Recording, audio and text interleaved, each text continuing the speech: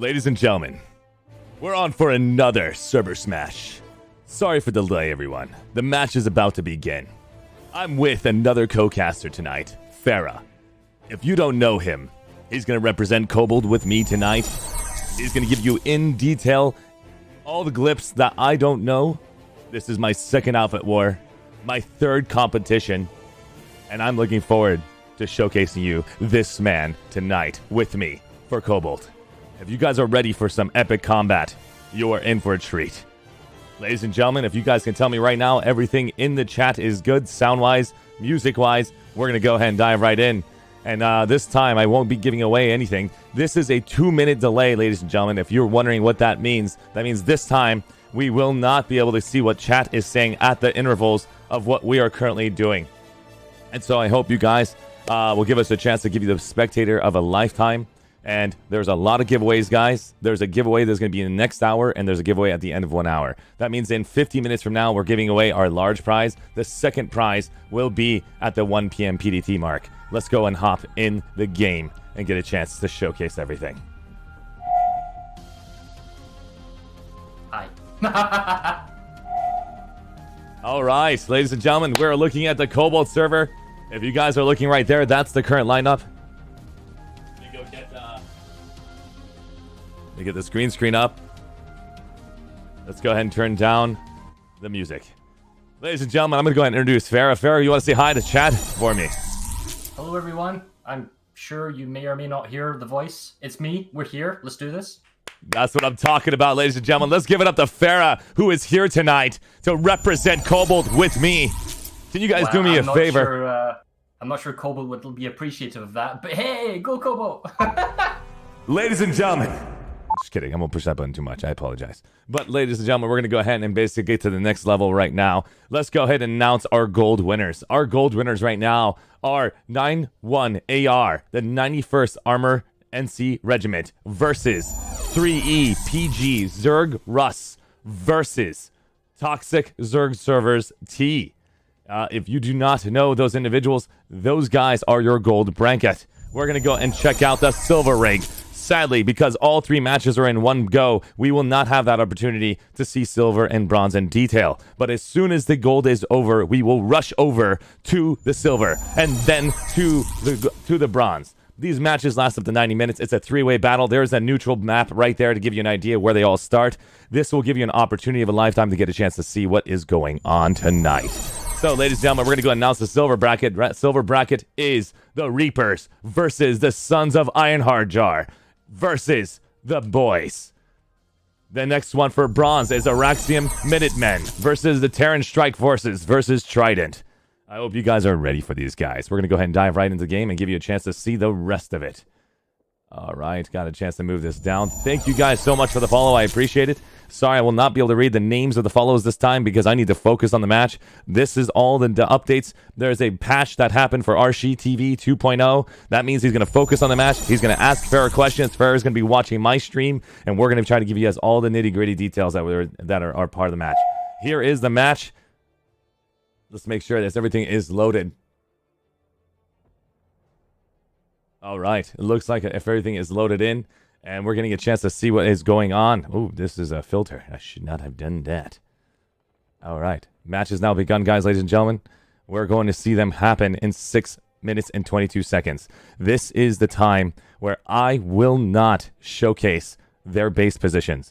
I will only show you on the map. To my north is the new conglomerate. The new conglomerate is represented, ladies and gentlemen, by 91st Armor Regiment.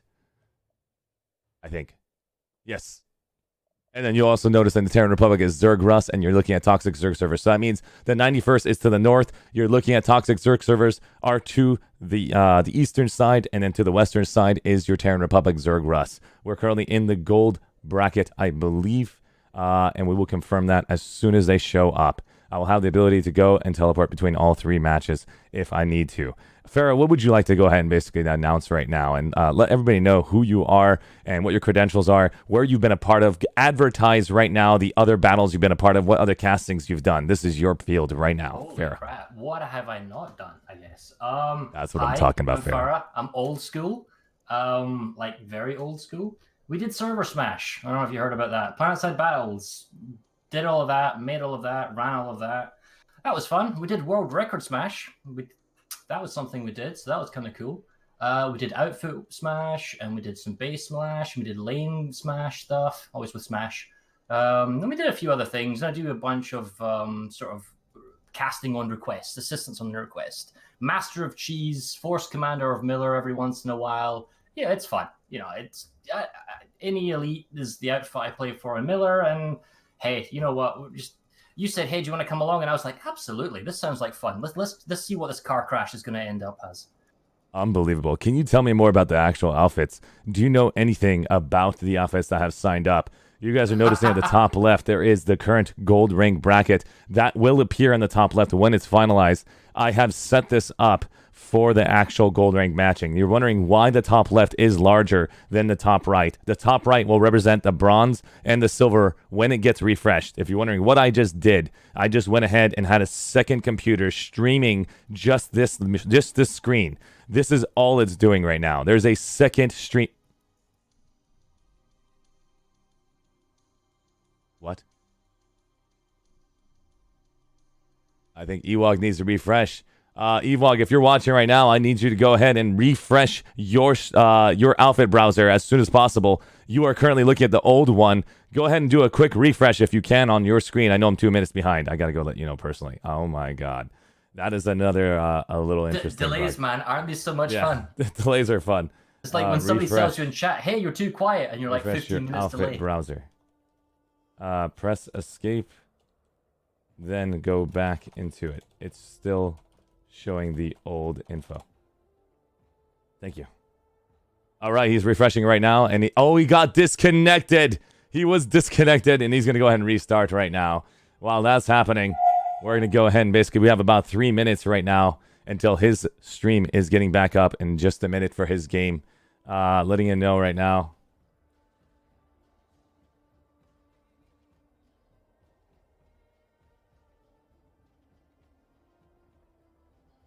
All right, let's go ahead and get a chance. 2 minutes and 53 seconds. He's reloading his client right now.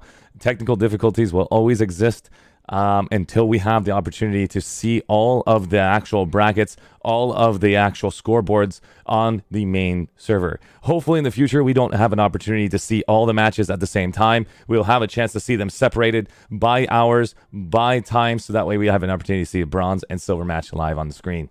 Farah, you do know anyone on Cobalt? Can you tell me about their outfits right now in the gold rank? What are you going to expect on the gold rank? What are you expecting in the silver and the bronze? What do you believe is going to win? The only thing I know right now is I'm doing Toxic Zerg servers on Sunday in Outfit Spotlight on Sunday 11 PDT. And I'm also have done only one Outfit Spotlight with the Reapers. The Reapers are the only outfit on Cobalt who has signed up on my Discord for an outfit spotlight, and they're on silver, and they're looking forward to taking taking the victory for silver. Let me know more about the outfits if you can go across the board while we basically wait. Well, I think someone in your chat saying was maybe a little bit quiet, but we'll see. In terms of outfit picture, I am I'm out of the picture in terms of outfits. What I would say is that getting into outfit wars isn't the same as actually fighting in outfit wars. So it'd be interesting to see which outfits are in and how much do they kind of grind down the essence of their 48-man team to like the core that they've got. Maybe they're good and maybe they can transition. And it's been very interesting because whereas you might be a Zerg fit and you might kind of overwhelm and get tons of outfit points on live servers, here you have the same numbers. And actually, you don't even have the same numbers. You're at number 2 to 1. So it's very much a case of, do you push too hard at the start? Do you not push too hard at the start? How do you kind of eke a win? How much do you cheese or Air Force or whatnot? I'll be very interested to find out. But in terms of who's what and what's outfit, not a clue. But let's watch and find out. And we can come up with nicknames. Ladies and gentlemen, the match is about to begin in 50 seconds. I'm going to be asking Farah the nitty-gritty details about what's going to happen in the match. I'm going to have to hide those little tabs right there until we get the second computer back up and showcasing a stream overlay. And so I apologize for the scores. We will have to hide them until the stream is ready to go. I believe the stream is getting ready. The second computer is right now getting back up and running. Give it a minute. It looks like it's back on live. 27 seconds remaining, ladies and gentlemen. The match is beginning in 27 seconds. Ooh, tense. You know, Cobalt's always had a very highly respected Air Force in server smashes and that type of events. So I'm definitely eager to see who does what and how they kind of perform today. Ladies and gentlemen, the match begins in 5, 4, 3, 2, 1. Begin.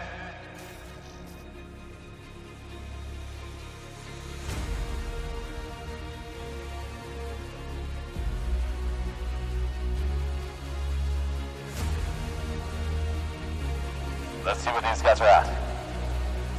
They're about to take the first paces, guys. I'm going to let them try to get to this destination. I'm hoping that this time I don't give it away. There they come. Here they come. There goes their sights. You can see in the distance right there, T is right now dropping in, trying to shut down anything that's coming their way. They're already attacking the point. It looks like Toxic Zerg servers have brought in a massive air force. You can see right here, guys, ladies and gentlemen, this is a massive air ball. He called it. There's plenty of armor on the ground from the Terran Republic. Good comparison. TR staying on the ground, whereas the VS going in the air. That's an interesting comparison.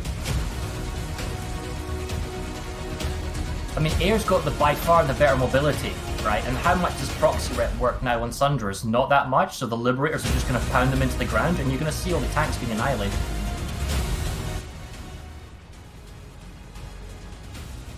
Unbelievable, guys. This is what's happening right now live on the stream. We're going to go ahead and give you guys an actual in-ground overlay of what it looks like to be on the ground with armor.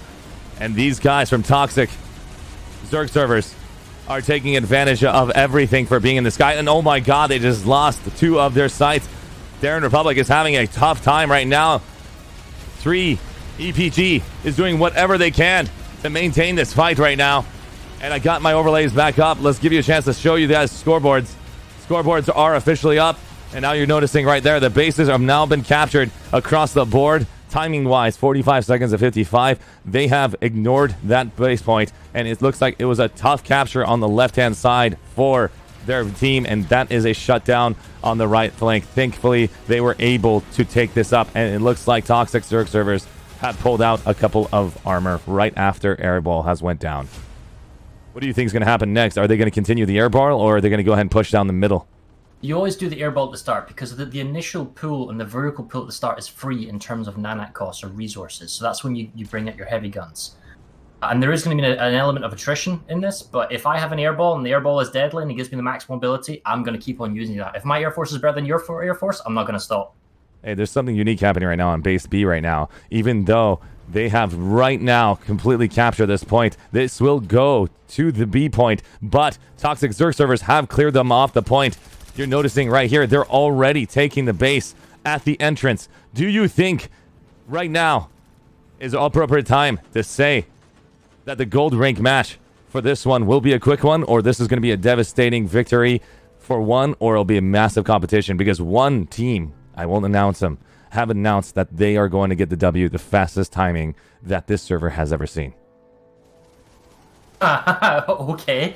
Well, we can see the VS is 3 bases up, so we'll see. And they're the ones doing the big airball, although I haven't seen anything from NC yet in terms of what their composition is. If you're looking at the top view, guys, right now, you're noticing that the VS is currently maintaining 3 bases up. They are also maintaining the center points and also capturing the relic B point. That now, you're going to notice that they ignored the F and A points because that is not within their jurisdiction. They're going to have a nice fine line. Let's get a chance to show you guys a fight.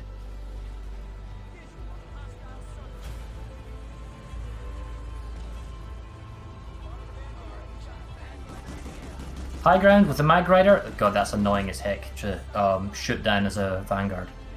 And he's never going to get that because he'll always back off. And he's got a proxy rep under giving him assistance, so that's never a problem. And the Air Force has the center as well, so they can kind of lob over, fire long range shots, do their kind of strafing attack run, and then they can pull off back if they need to the center. This map is so open and so exposed. It's not like Hossen in the jungles and the tree line. It's just air is all powerful. Unbelievable, guys.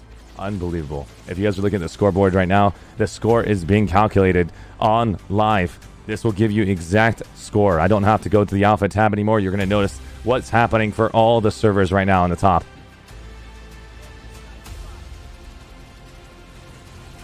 Toxic Zerg servers are taking advantage of their Air Force. They're not going to let this go down. If you are noticing this right now, here comes an in-ground battle. Let's give a chance. We just got a chance to see what it looks like to be at the top. Let's get a chance to see what it looks like inside.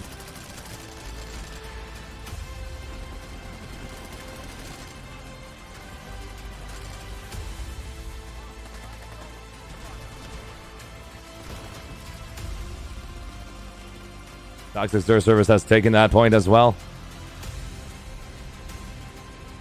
They have owned the contested point at B, H, I, and E. They have an incredible line right here, and they have the entire center. They're ignoring F and A. If they wish to make history tonight, they have to take F and A. That is where history will be made if Toxic Zerg servers can pull this off. Can you see what logistics Vanu has? And like, do they have Galaxy or Spawn, Valk, or how are they redeploying their forces back and forth between the the NC and the TR lines? They have currently a Sunder right now. They have one Sunder currently at the position at Relic B. Let's get a chance to see what it looks like at Relic G. Relic G will give me an idea how they're respawning at the frontal positions right now. They do not have a frontal spawn at this point. They have squads of less than 4 people to 5 people with a... Oh, they do. Look like they have another Sunder in position with Alpha. Looks like Green Cell and Alpha are maintaining this position. If you want to know what I'm talking about, this is the frontal line. They have the entire frontal line in this design right now. They have their spawns ready. Nice job, guys. Let's get a chance to see find out what their composition is. I figure if you've got 4 to 8 people, you might leave 8 people on the frontline bases as your ground team, your infantry only, and then you can just have the whole rest in sort of cheesy armor, air, whatever. There's a mobile force they're going to bounce back and forth. It looks like the Terran Republic and the NC have decided to fight each other. They're going back and forth. They're having their own personal battle. And you're noticing right here. The TR fighting the NC is only going to help the VS win this faster. 100%. You're looking at the score right now, 94, 32, 17 on the top left. Right now, we're currently live on stream. That's what Smurlog just said. That's what I'm talking about. Everybody in chat right now. This is Cobalt Gold tier. This is what it looks like to be at the competitive level, and Farah is representing it here tonight, helping me understand what these guys are doing, what they're thinking, how the strategy works. He's done this more times than I can imagine. I do not have the capacity to be at Farah's level, and I'm excited to learn everything I can live on stream. That's very kind of you. It's very kind. But it's really simple. The VS has the air domination. Look at the skies. Do you see anything that's not purple? No? Well, that's why they're winning. They have a few guys on the ground to lock out their points, and then everything else is just maximum control of the air. You bring vehicles, we'll kind of shoot from distance. Look at that! Look how far that lightning's getting ganked from the distance.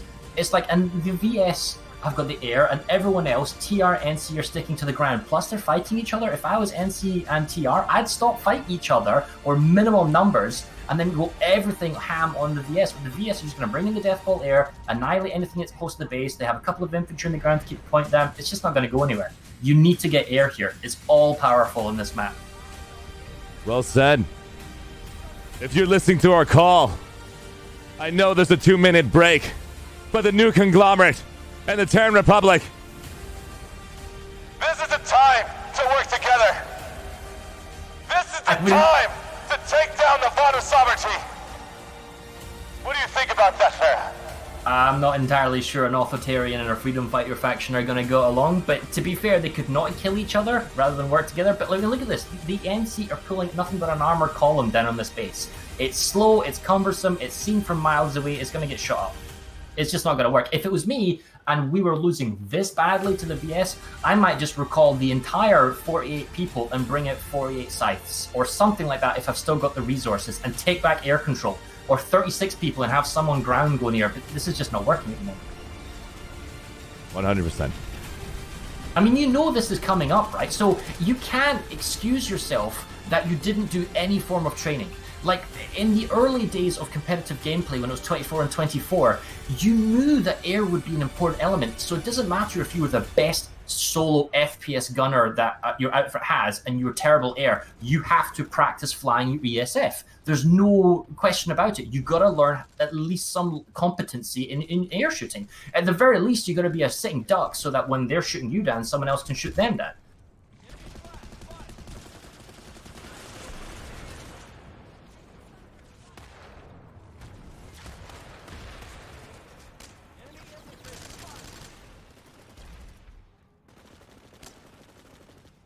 This is incredible. What would you like to see next? Right now, looking at the map, guys, on the bottom left, you're noticing that armor is surrounding this base at B point, and they're about to take their last base. They're about to go. Toxic Zerg Servers is trying to put a statement out tonight to say straight up, this is what it looks like if you take the best of the best into one outfit and you go and shut down this outfit war. This is what it looks like, ladies and gentlemen. I mean, it kind of feels that, to use this more kind of old school analogy, that what, the TR and NC are the crown and everyone else is emerald and they're getting absolutely ham annihilated. Or it's just so one-sided. Are they even playing the same game? What's the meta that they're using here?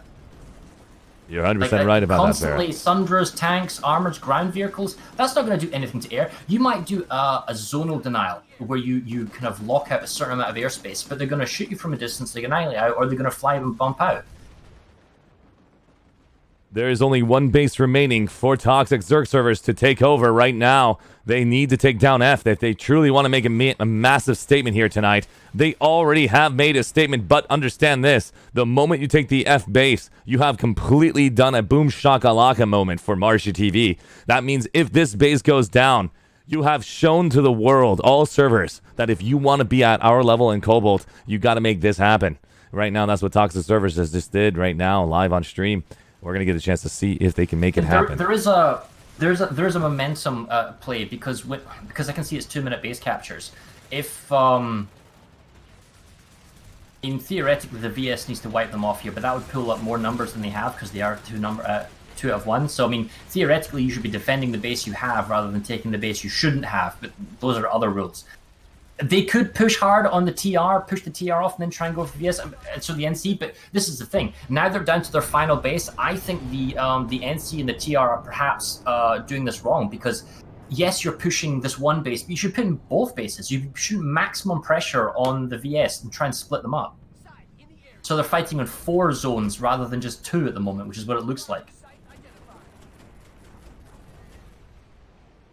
Unbelievable.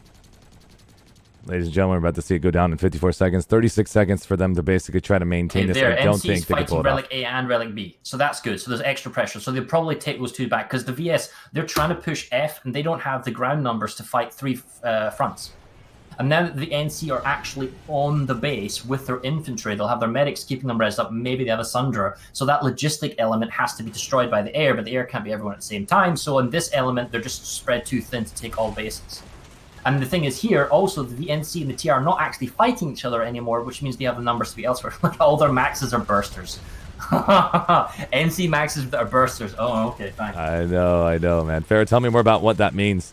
Make me understand it a bit better in depth. It means they're not using jackhammers or shotguns, which is what the NC is known for, which means they're desperate. Thank you so much. Make sure you tell everybody on stream a little bit about that. I'm going to be asking the simple questions. Unbelievable right now.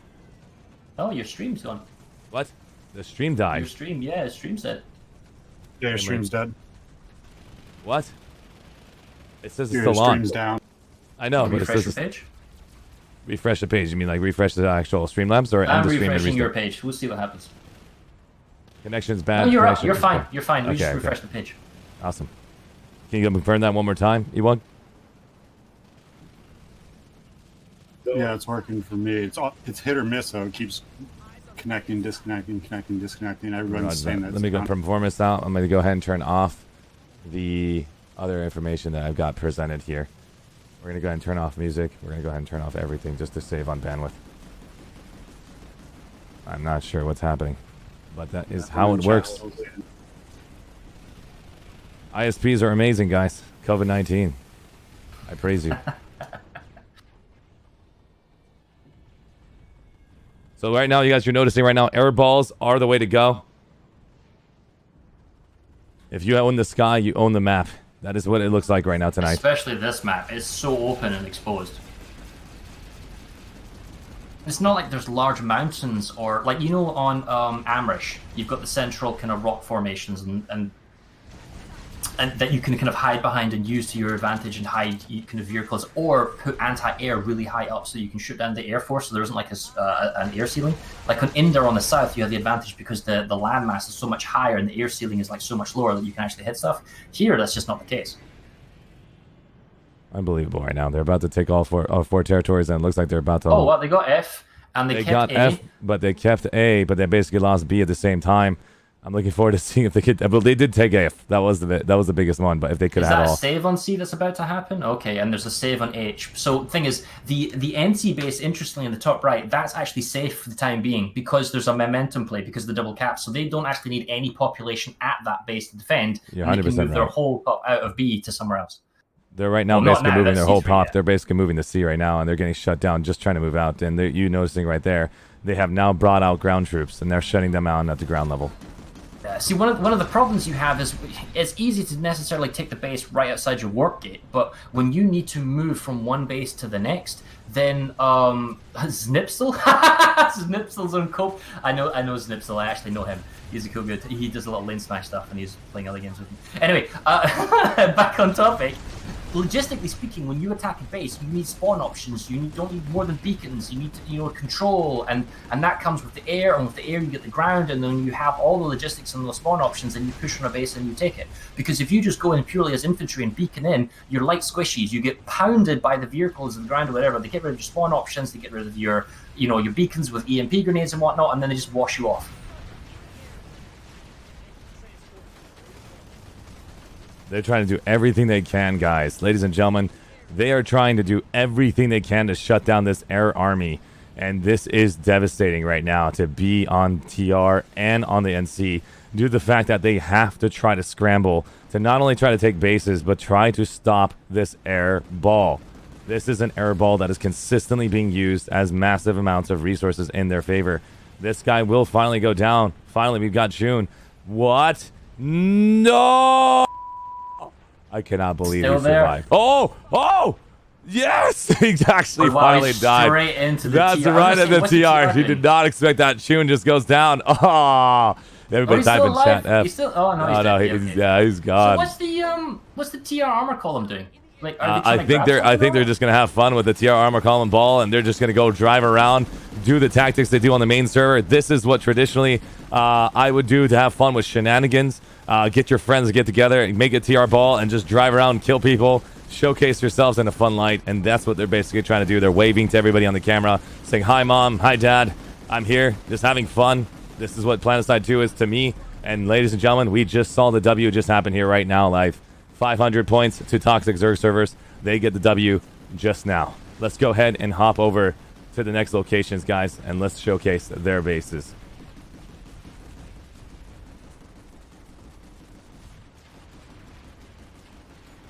All right, let's go ahead and hide this real quick. It was Deathbolt Air, wasn't it? That was the reason that T worked. Yeah, is it like NC, TR, they might have tried to show some for air a little bit, but it's as if. It's just over. 100%. We're going to go to silver right now, and we're going to check out the silver bracket. It looks like there's a complete interest happening right now. It's a 50-50 toss-up right now with Reapers and the boys. I'm waiting for it to load completely right now, giving it a chance, and letting that load through. Let's get a chance to see what's happening.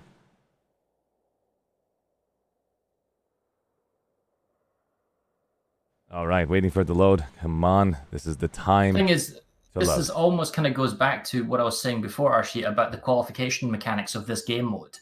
That clearly T had the numbers to get enough points to qualify for the gold match, but also have the refined skill that when they actually go into the game, they have the ability to dominate their team. Now, the TR there seemed to be the most useless more than the NC. The NC were at least trying to put up a fight. The TR were just hopeless and useless. They lost the air ground, then they went into ground only at the very beginning, got annihilated and did nothing. So, like, they might Zerg and have 5 times the numbers and just steamroll bases because there's no one there the same number to stop them. But when you actually go into a competitive equal numbered event, it just shows how hopeless they are. And this happens time and time again in like other Smash events when you are equal numbers and you have to outplay your enemy or out-cheese them or whatever, think them, and then that wasn't the case here. So, I mean, one thing would be really good, maybe in the future, is maybe even getting like the platoon leaders or that type of thing, and then kind of a breakdown of them. Like, what was your thought process? Why did you go this way? Like, what was the thinking about this? If you simply don't have the pilots, yeah. If you guys are wondering what's happening right now, I'm restarting the game right now to get back inside and give you that coverage for the server for silver. It was not loaded. I decided to Alt F4 the client and basically load back in. 100% probably could have been my fault on my PC for leaving it on. All of these are learning experiences for me, and I apologize for the little technical delays on my part. I don't think this is an RPG issue. This is 100% the ArsheeTV issue right now. I will get this all fixed up and patched up. Restarting the computer could have been the solution, but that detail was more important to me. Making sure it's on the screen and all of these little things here and there. Of course, wearing this outfit and making sure everything is going to go. It takes a lot of time and literally almost 3 hours worth of preparation, and I still was late to the match, and now I have to basically do this a day in advance. Literally not going to sleep until I get a chance to see all of this. We are now going in the game right now. I think Farah is currently watching my screen. Is that correct? I'm watching. Awesome. We're going ahead and basically get back into the match. We're going to get a chance to see you guys what the other matches look like. Congratulations to you guys, Toxic Xur servers, for the gold rank win. Here they are, guys. We're getting a chance to show you guys what it looks like to be in the game at the moment. So TR is hopelessly bad at 65 points. Okay. And it's a close run affair with the VS and the NC. Now, the problem here is that the TR can actually dictate who wins. They can choose by who they want to gank or focus all their forces to. You're 100% right. Let's get a chance to go and showcase what the other teams are doing right now. We've got who owns the air. That is the definition here tonight. Let's see who owns the air. The air is currently being a combination right now with the suns in the sky. You're looking at some mosquitoes by Wrecked. And if you guys are looking at right now, we have the other team showcased on the top right. There's a lot more construction here as well. You notice that this TR have got air bases and NC have got some construction as well. We're now showcasing the silver bracket. We're going to go ahead and continue showing this real quick. We're going to bring this down real quick so I can showcase that next match. There we go. We got a chance to show you guys this silver Double bracket. galaxies on the right-hand side of your screen. What's going on over there? Double galaxies are happening right here on the left-hand side of my screen. I just changed the entire view. It looks like that galaxy is completely... Oh, he did not leave yet. Fantastic. I don't know what that galaxy is doing. He's probably dropping on the point. The Suns own this base right here. They're going to be taking the E point easily. There is no combination. There's no competition at that base. Let's get a chance to see what's going on. It looks like TR and the NC are having a total mash. Well, the TR is doing the NC a favor here because they're taking a base off the VS and they're not actually pushing the NC any further. VS are in the lead, so I mean, I could flip it depending on how much points accrue. It would be actually interesting to have a timer underneath the cap points. How long until 500? This is unbelievable, guys. Ladies and gentlemen, if you guys don't know your other streamer out there, we got Nico101 that's currently on the floor in Reapers right now. We're going to get a chance to see what's going on. Congratulations, guys. And we got Daddy1986 on the floor that shows up to stream. The rest of you guys, I apologize. If you do not DM me, it's difficult to memorize all the names on the floor, but I'm trying my best to memorize every name who shows up. Congratulations, guys. And it looks like the Terran Republic is going to try to take Relic A, but they did not have an opportunity to. They got shut down. It looks like we've got people over here. No, they did not get shut down. They're about to take Relic A. Relic A will be the Suns. And they're trying to shut down. No, there was Vulcan while the lead of the Reapers dropping in. Let's check out what that does. Let's see how much and see how effective that drop was. Using Galaxy Play to redeploy. Not taking advantage of air. We saw what Toxic Xur servers did with their aircraft, and here comes more and more players. That player does not see him. There's our first fight. Nice job. Good kill. Great kill, and take down that spawn beacon. Great job on that part. And it looks like the Reapers have came in, and they have cleaned up. What would you like to see right now, Farah? Is this basically the view? You want to see this fight at the Relic A cleanup, or we're going to go basically over to another base? So the thing is, the NC needs to stay at Relic A or keep some force there because they need to hold the whole 2 minutes. The TR theoretically have a choice of going back to Relic A or dumping everything on Relic G, but they are being a thorn on both team sides. That's very true. Right now, it looks like the VS is applying pressure right now on the NC, and the TR are applying pressure on the NC as well. This is going to be very difficult for the Reapers because they are now being applied. Right?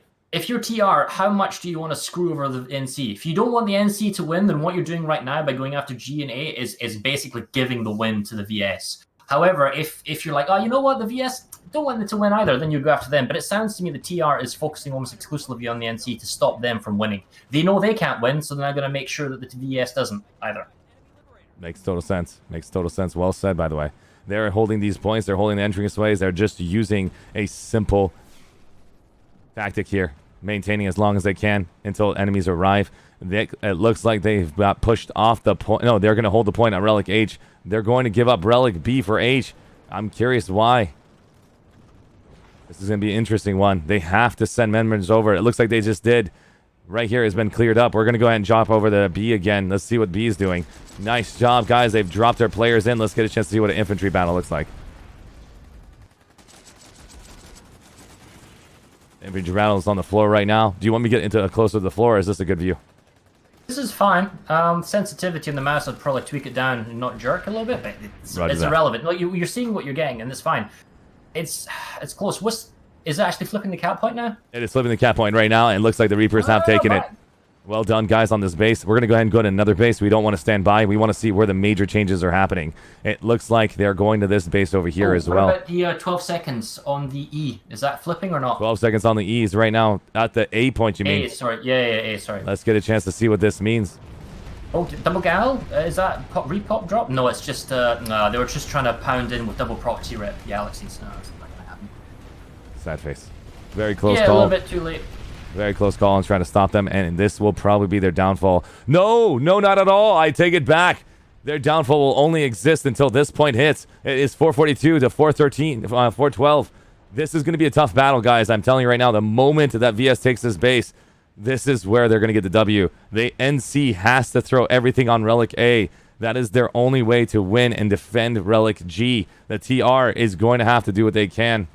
And I think the W tonight will go to the VS based on how much points is remaining. Too close. Yeah, it's too close. I mean, I don't know if the ticks are going to get in their favor. They have to make a miracle play here, and the TR has to go focus the VS. Are the TR fighting the VS in the south? Like, at all? No, because they're losing their E and they've lost I because they've pushed the NC. Yeah, so the VS win today. I mean, don't get me wrong. They've definitely played, obviously, better. But the TR, this is the problem here. This is not a 1 versus 1. It's a 3-way free-for-all. 1 versus 1 versus 1 versus first one. So you're basically outnumbered 2 and 1. And the NC here have basically had to fight the VS and the TR, which is why they're losing. Whereas the VS have only marginally fought the TR and fought almost entirely the NC. Very true. Well said. And it looks like right here, they have resecured the point. E point has now been resecured. And the NC is going to see... TR is taking G as well, so that's the nail in the coffin for the NC. Ah, yeah. Good game. That is a nail in the coffin. There's not enough time to... You'd have to stall point generation on all the VS bases and come back. And the problem is the NC have lost so many bases now, they can't actually capture or start attacks on as many bases as they'd like to. And now the VS is going to basically do another nail in the coffin. We're going to add another inside, taking down this destination right here. The Reapers are going to do what they can together tonight, trying to shut down those forces. That infiltrator is right now sniping from far, and it looks like these guys are going to see the final points get ticked away if the TR don't do anything to help out the NC. This double team is going to be devastating. Let's give you a chance to see what it looks like to be on the floor tonight. This is very reminiscent almost to an extent of the three-way smashes we did in the record smash, where you don't want to show your hand too soon. Because if you show your hand too soon, it'd be interesting to see whether or not the NC were leading this in the beginning or not. Because when one team starts pushing ahead of the other two teams in a three-way free-for-all, typically you find the two other teams counter-pushing themselves, and you're outnumbered. So it's counterintuitive, but you don't necessarily want to be the guy who's the most aggressive, pushing the most bases, unless you're totally dominating, as in our gold match. 100%. And you want to wait until there's a certain element when you then push at the end, and the enemy doesn't have enough time to push back. Very true. We're going to look at Relic C. That's the last match. They're sending everything they can into Relic C to slow them down. And let's get a chance to see where they're at. Oh, I like the dome shield. Oh, that's very nice. The construction inside the base with the dome shield. And they have AA turrets. Sexy. You can see right there, those AA turrets will automatically be killing everyone on the base. Automatic turrets will be consistently knocking them out until the silo is destroyed. That silo is on the outside. You'll see right there. That silo has to get destroyed on the bottom. It's got a good, protection around the with walls, and I don't necessarily see anyone's Air Force that's not NC. So yeah, good luck with that. Nice job on the hack. Nice job on the hack, taking this vehicle bay right here. I did not know you can do that. Did you know that? NCV? No, they hacked that terminal. They hacked the silos terminal. Okay. I cannot believe you can do that. I just cannot believe you could do that. That is amazing. You can just pull a vehicle right now and start shutting them down. It does not give you main battle tank. It will just give you a Sunder or the other That's all options. you need, though, isn't it? You need a main. Yeah, that's all you need. You're right. If you just have basically your counters to that. Looks like they have their air ball here. What's the? It's 498. No, the NC is just having a bit of fun here in the last base. Well done, guys. It's game over. Well done, everyone. Outfit Wars is officially over. I hope you guys have basically signed up right now. You guys have 10 minutes. By the way, I want you also to sign up too if you can, Farah. Go stop by the stream, and we're going to go ahead and basically see the first 5 winners. 10 winners. There's 10 winners for Daybreak Cash. If you guys are not knowing what I'm talking about, all of the winners of tonight, make sure you guys are watching this stream. There's 2 minutes delay. You will have about 8 minutes to go onto the stream. Take advantage of these call-outs right here. That is the big prize. Is that a big prize? No. Yes, there it is. So those are the 2 giveaways, guys. There's an escalation bundle that RPG is giving away to all of you. And at the same time, there is 10 Daybreak Cash awards that they're giving away for this fight.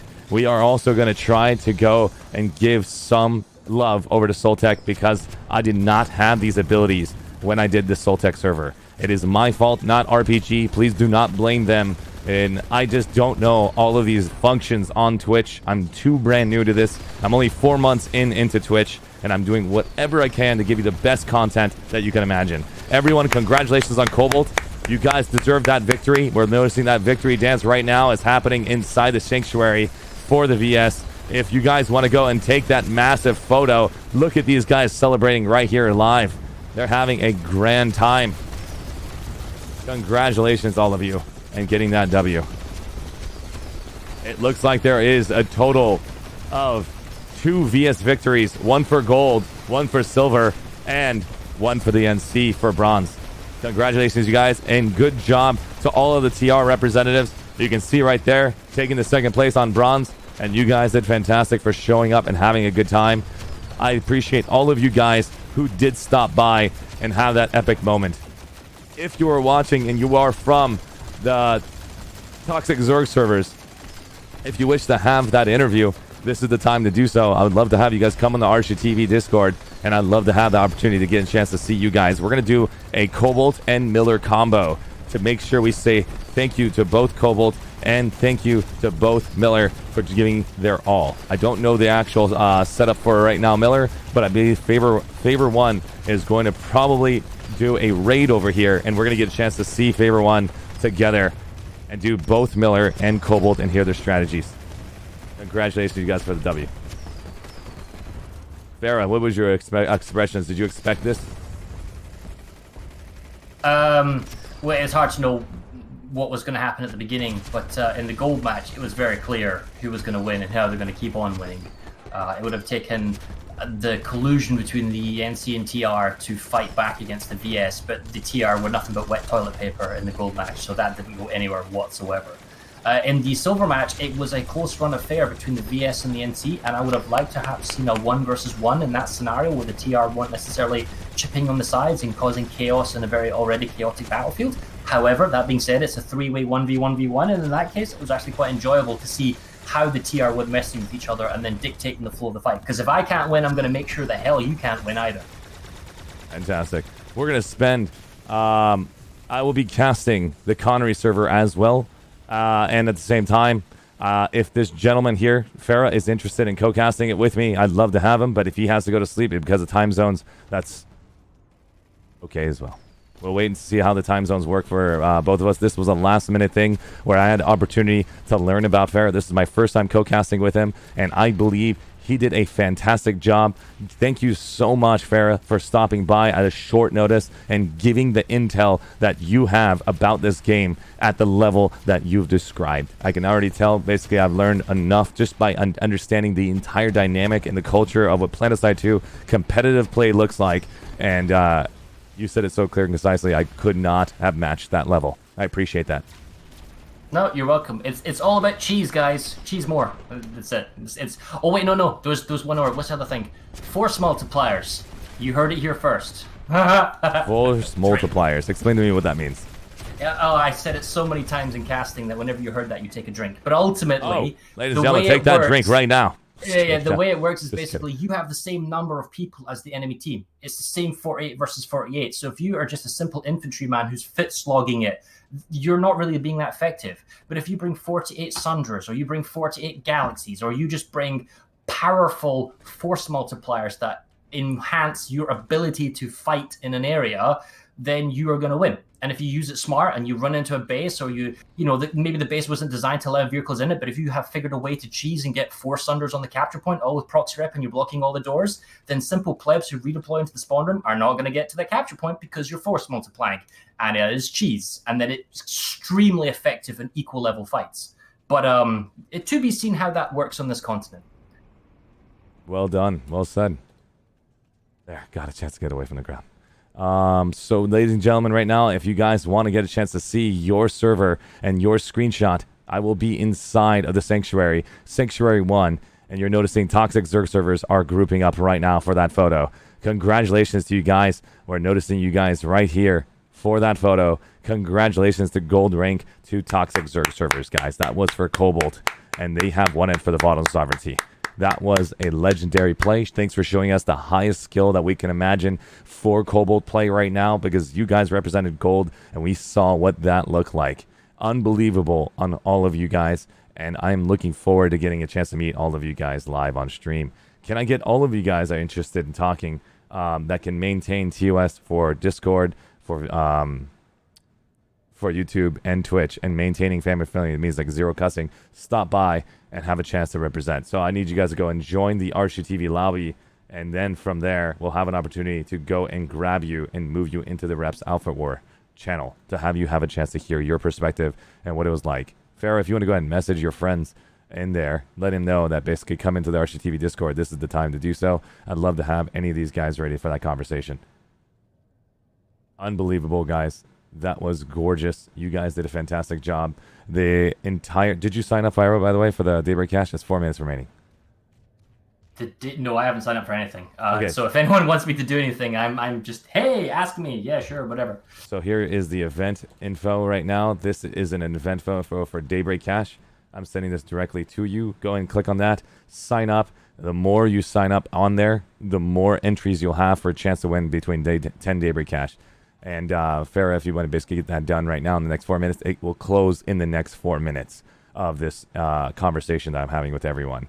And then we have the next event prize coming up next. We will talk in the next hour about the tactics, about the outfits that are interested in having that conversation. And let's get a chance to see. It says 11 hours left. Oh my God. Let me go and fix that. It's going to be ending in 4 minutes. I apologize for that. Let's get a chance to edit that and end it in the next 4 minutes. Let me know when you have submitted, and we will adjust that timer right now to make sure it's not 11 hours left. It will be exactly at 1.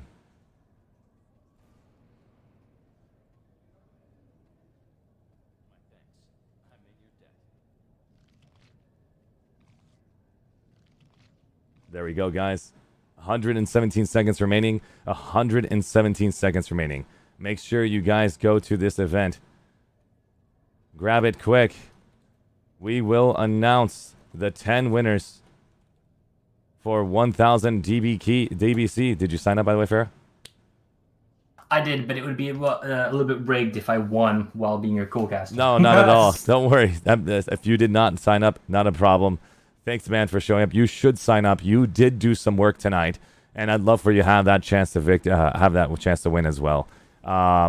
Feel free to basically sign up. Honestly, don't be so humble. You're super nice. Honestly, great job, everybody.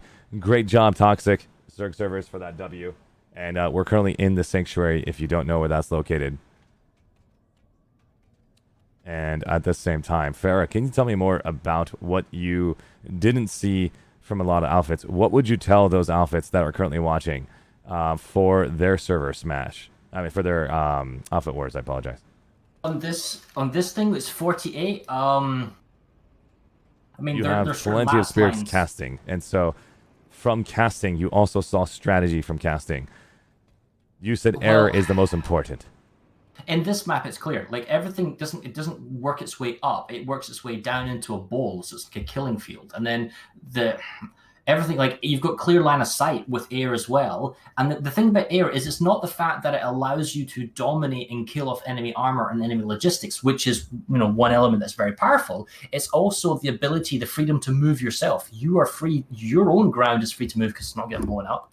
And your own air, whether it's a Valkyrie, Galaxy, or whether it's just an ESF that flies and bails and puts down a beacon, your ability to move around the map is fast. So if you have freedom of movement, which typically comes from air control, because it doesn't matter if you have good, strong ground, your ground is slow. So if you're still not getting bombed on ground, you're slow going from one base to the next. And maybe you have to do redeployment and zoning or whatever. That's slow and cumbersome. If you can just fly and drop and beacon or drop or something along those lines, then that gives you flexibility. So the way you win this is by having as few dead people. What I mean that by is people who are not fighting or not contributing. So you want to have as few people as possible that are stationary or defending. You constantly want to be able to maximize your player pool and using them to attack. And air gives you the best way to move around, to redeploy and be effective.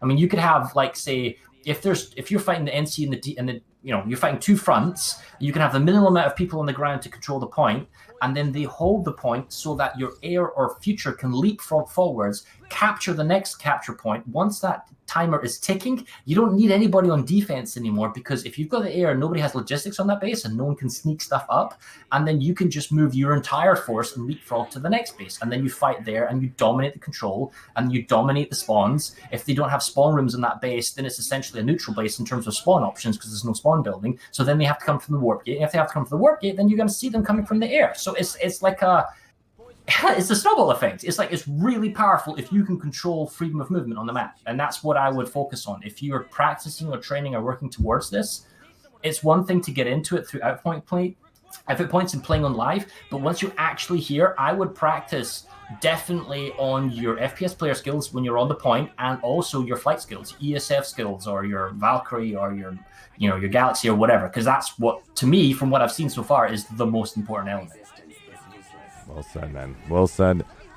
Sadly, I don't think I could lower my bit rate in the middle of the stream, so we're just going to maintain this. My internet connection basically will have to have a reset, so that way the next server gets a refresh of that. I'm going to call my ISP to confirm if there is going to continue to be a little bit of a continuation of a low upload speed on this end, and get that refreshed and ready to go. It seems like I might have to call my ISP for every major event like this, because of COVID-19 has been screwing over my country. I'm in the US, guys, right now, and we have the most amount of cases, and I apologize for all of you guys out there.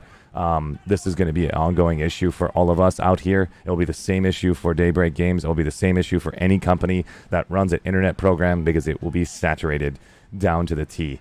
And sadly, I don't have the 1,000 upload that a lot of you guys have. It's just a straight 30. That's the maximum that I can actually purchase in my area. And hopefully in the future, when I do become the next streamer level where I can afford to go and purchase my own home that has 1,000 gigabit, I will be there for you guys for the next intensity. So thanks, guys, for being super patient. I apologize on your end. You guys don't deserve to have a stream that is lagging. And from the bottom of my heart, I apologize. And there's not much I can do on my end. I've already turned off everything that will suck up internet. And this is the best I can do. Farrah, thank you so much for stopping by. And it looks like we've got these individuals ready to speak. And I've got Toxic Zerg Service here, OP Shax, and I've got Doc P is ready to have that conversation. We're going to go ahead and give them the titles so that way they can be a part of the main speakers. Is that Shrimpy in chat? Yeah, okay, now I know what happened. Awesome. Let's go ahead and basically move them into the main chat for conversations real quick. We're going to get endorsed by main staff.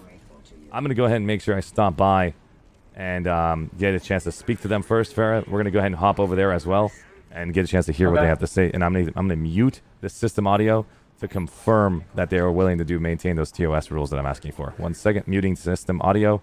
And now we're going to go into the main channel to say hi to everyone. And it looks like we've got as well, Favor One is here as well. Ladies and gentlemen, how are you doing today? Right now, me and Farrah are here with you right now. And Shrimp X is currently probably watching the stream right now. And I've got OP Shax with roles as well. I've got GT with roles as well. Can I get a chance to ask you guys from Toxic Zerg servers, can you guys hear me right now? Awesome. Shrimp already has the title, so he knows about it. I already told Doc P, GT, and OB Shax. I just texted you. GT probably doesn't know about it. Can you maintain TOS rules? Means no racist, sexism, derogatory comments on the stream live for voice chat, and at the same time, maintain no cussing for family friendly. Thank you so much. You guys are amazing. At the same time, Farah's already agreed to that. We got Faber 1. I'm going to go ahead and give him as well the main speaker role. I'm going to ask Faber, where is the Miller team? Faber, how you doing, Duddy? Faber 1, are you there? How you doing, buddy? Are you telling the Miller team to come over? It was intense. Is there anybody coming from Miller? I was asking. Go ahead and message those people. We're going to go ahead and go to the reps channel, and I'm going to drag you in there right now. All right, there's the reps channel. And we are now going to get a chance to hear everybody come in. Here's Farah, and there's Shrimp X, there's OP Shax, GT, Doc P. Ladies and gentlemen, if you are from the Reapers, I need you in here as well. If you are from any of these actual outfits that were part of this event, please feel free to stop by and make sure that you give me a DM. If you want to give me a DM and say you want to have a speaking ability, please let me know via DM. I will just do a simple conversation with you, give you an endorsed by staff role on my Discord to make sure we do not have another mistake again. We had one mistake, and I don't want to make another one again because I will have to address it. I don't want to see any racist commentary, sexism, or derogatory statements, even if it's a joke, because I'm here to represent you guys. I'm here to make this a brand. I'm here to represent Planetside 2, and I want you guys to know we can make Planetside 2 great together as a community. And so even if it's a joke, I cannot have that on stream. I cannot have that in the chat. I cannot have that in my Discord. I cannot have that anywhere around me, and I don't even prove any of that. And so thank you guys for basically understanding where I stand as... it's just not funny. There's plenty of ways to be more wittier, and I appreciate you guys for basically maintaining that level of respect. And I'm now got these individuals all with titles. Is Mood part of that event for Miller or Cobalt? I'm apologizing, I did not see.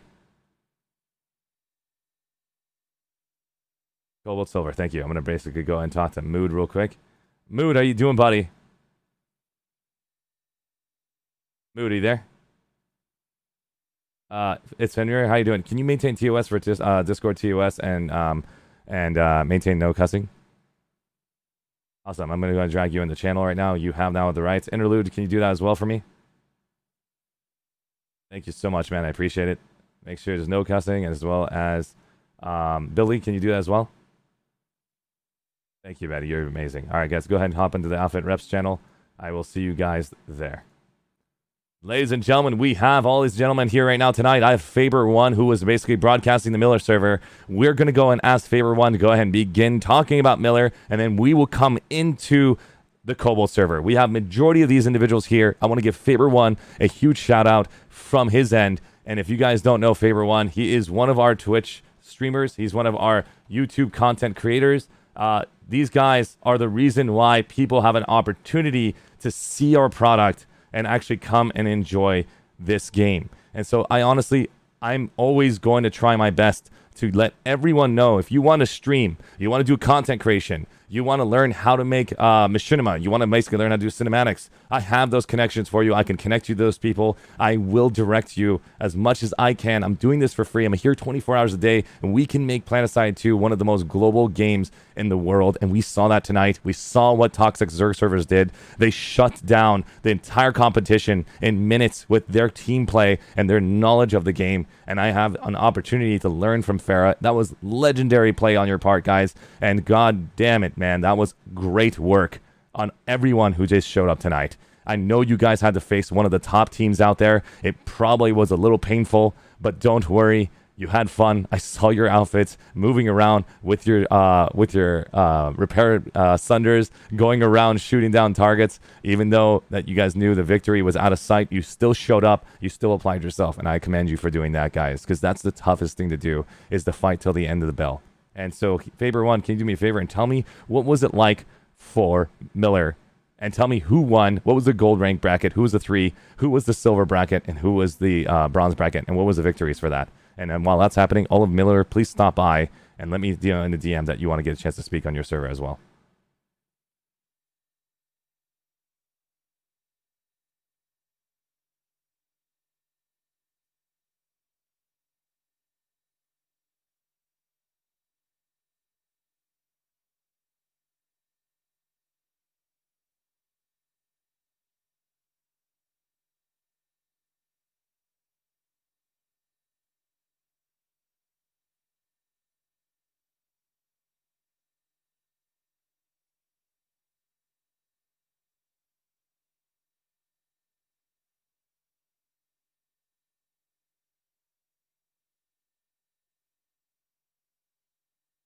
One RPC won. Unbelievable. That was gorgeous play. Well done, guys. Everybody basically from Server Miller, you guys were commendable. You guys want to stop by, have a chance to speak. This is your chance to speak.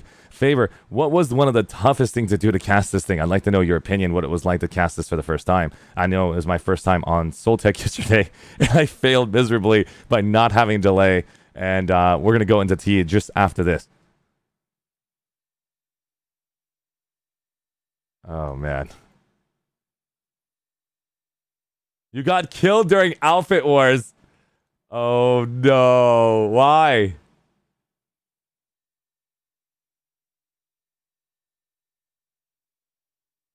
You did not. That is awesome, man. Hey, that is live on stream, guys. Please make sure you guys clip that, post it on Reddit as one of the top moments of Planetside 2. That is awesome. Taking down a referee is very rare.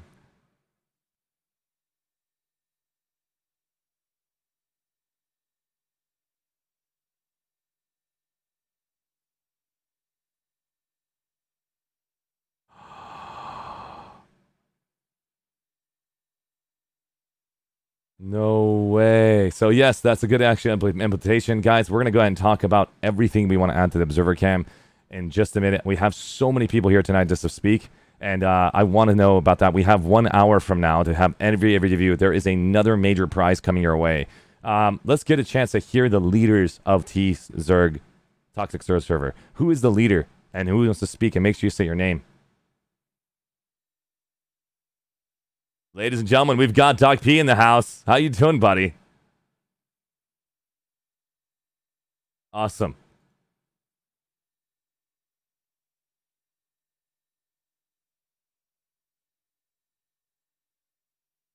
Let me get a chance. Can you turn up your audio by any chance? I'm going to turn up manually on my end as well to get a chance to hear you.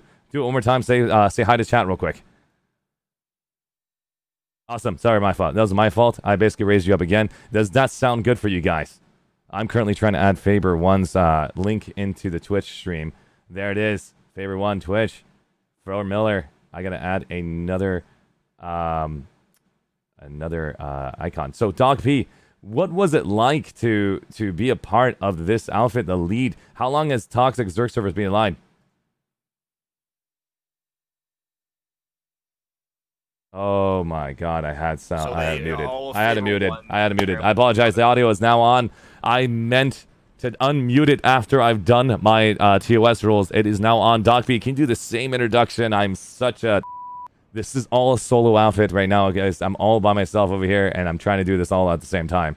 Doc P, introduce yourself one more time. How long has Toxic Zerg servers been out? You are the gold ranking outfit leader for Toxic Zerg servers. Repeat yourself one more time if you don't mind. I apologize. That's my fault. Yeah, I'm Doc P. I'm the leader for Toxic Zerg servers. We kind of formed out of a few outfits that knew each other on a few weeks before the update dropped. With the aim basically to go into Outfit Wars and play it and have fun with it, which we did now. Awesome. And how long has Toxic Zerg servers been an actual outfit, if you don't mind me asking? 2 months, as the outfit itself. So it's been about 2 months. The outfits that are in Toxic Zerg servers are already a few years out, like at least 3. Awesome. So everybody that joined Toxic Zerg servers 2 months ago are traditionally players that play the game for like literally since beta. Is that correct? Maybe not beta, but fairly close to at least release. And I'm I want to know some simple information that everybody probably knows about you. I don't know you that well. You are right now playing. Everybody, we're right now talking to the EU server for Cobalt and Miller. You are right now all across Europe right now. You have a lot of friends. How many people on Planetside 2 have you got a chance to physically meet? Did you make friends and then actually create your community from there and physically? Or was it just through Planetside 2 and then all the other games and communities you've been a part of? How did you become the leader of Toxic Zerg servers? I want to know that. Like, how does it get to that point? I haven't met a lot of people physically yet. Only very few. But I guess the biggest reason that I'm the leader is that I do all the stuff that no one else wants to do. No, come on, give yourself some more credit. Lazy. Give yourself some more credit, you bashful. Just kidding.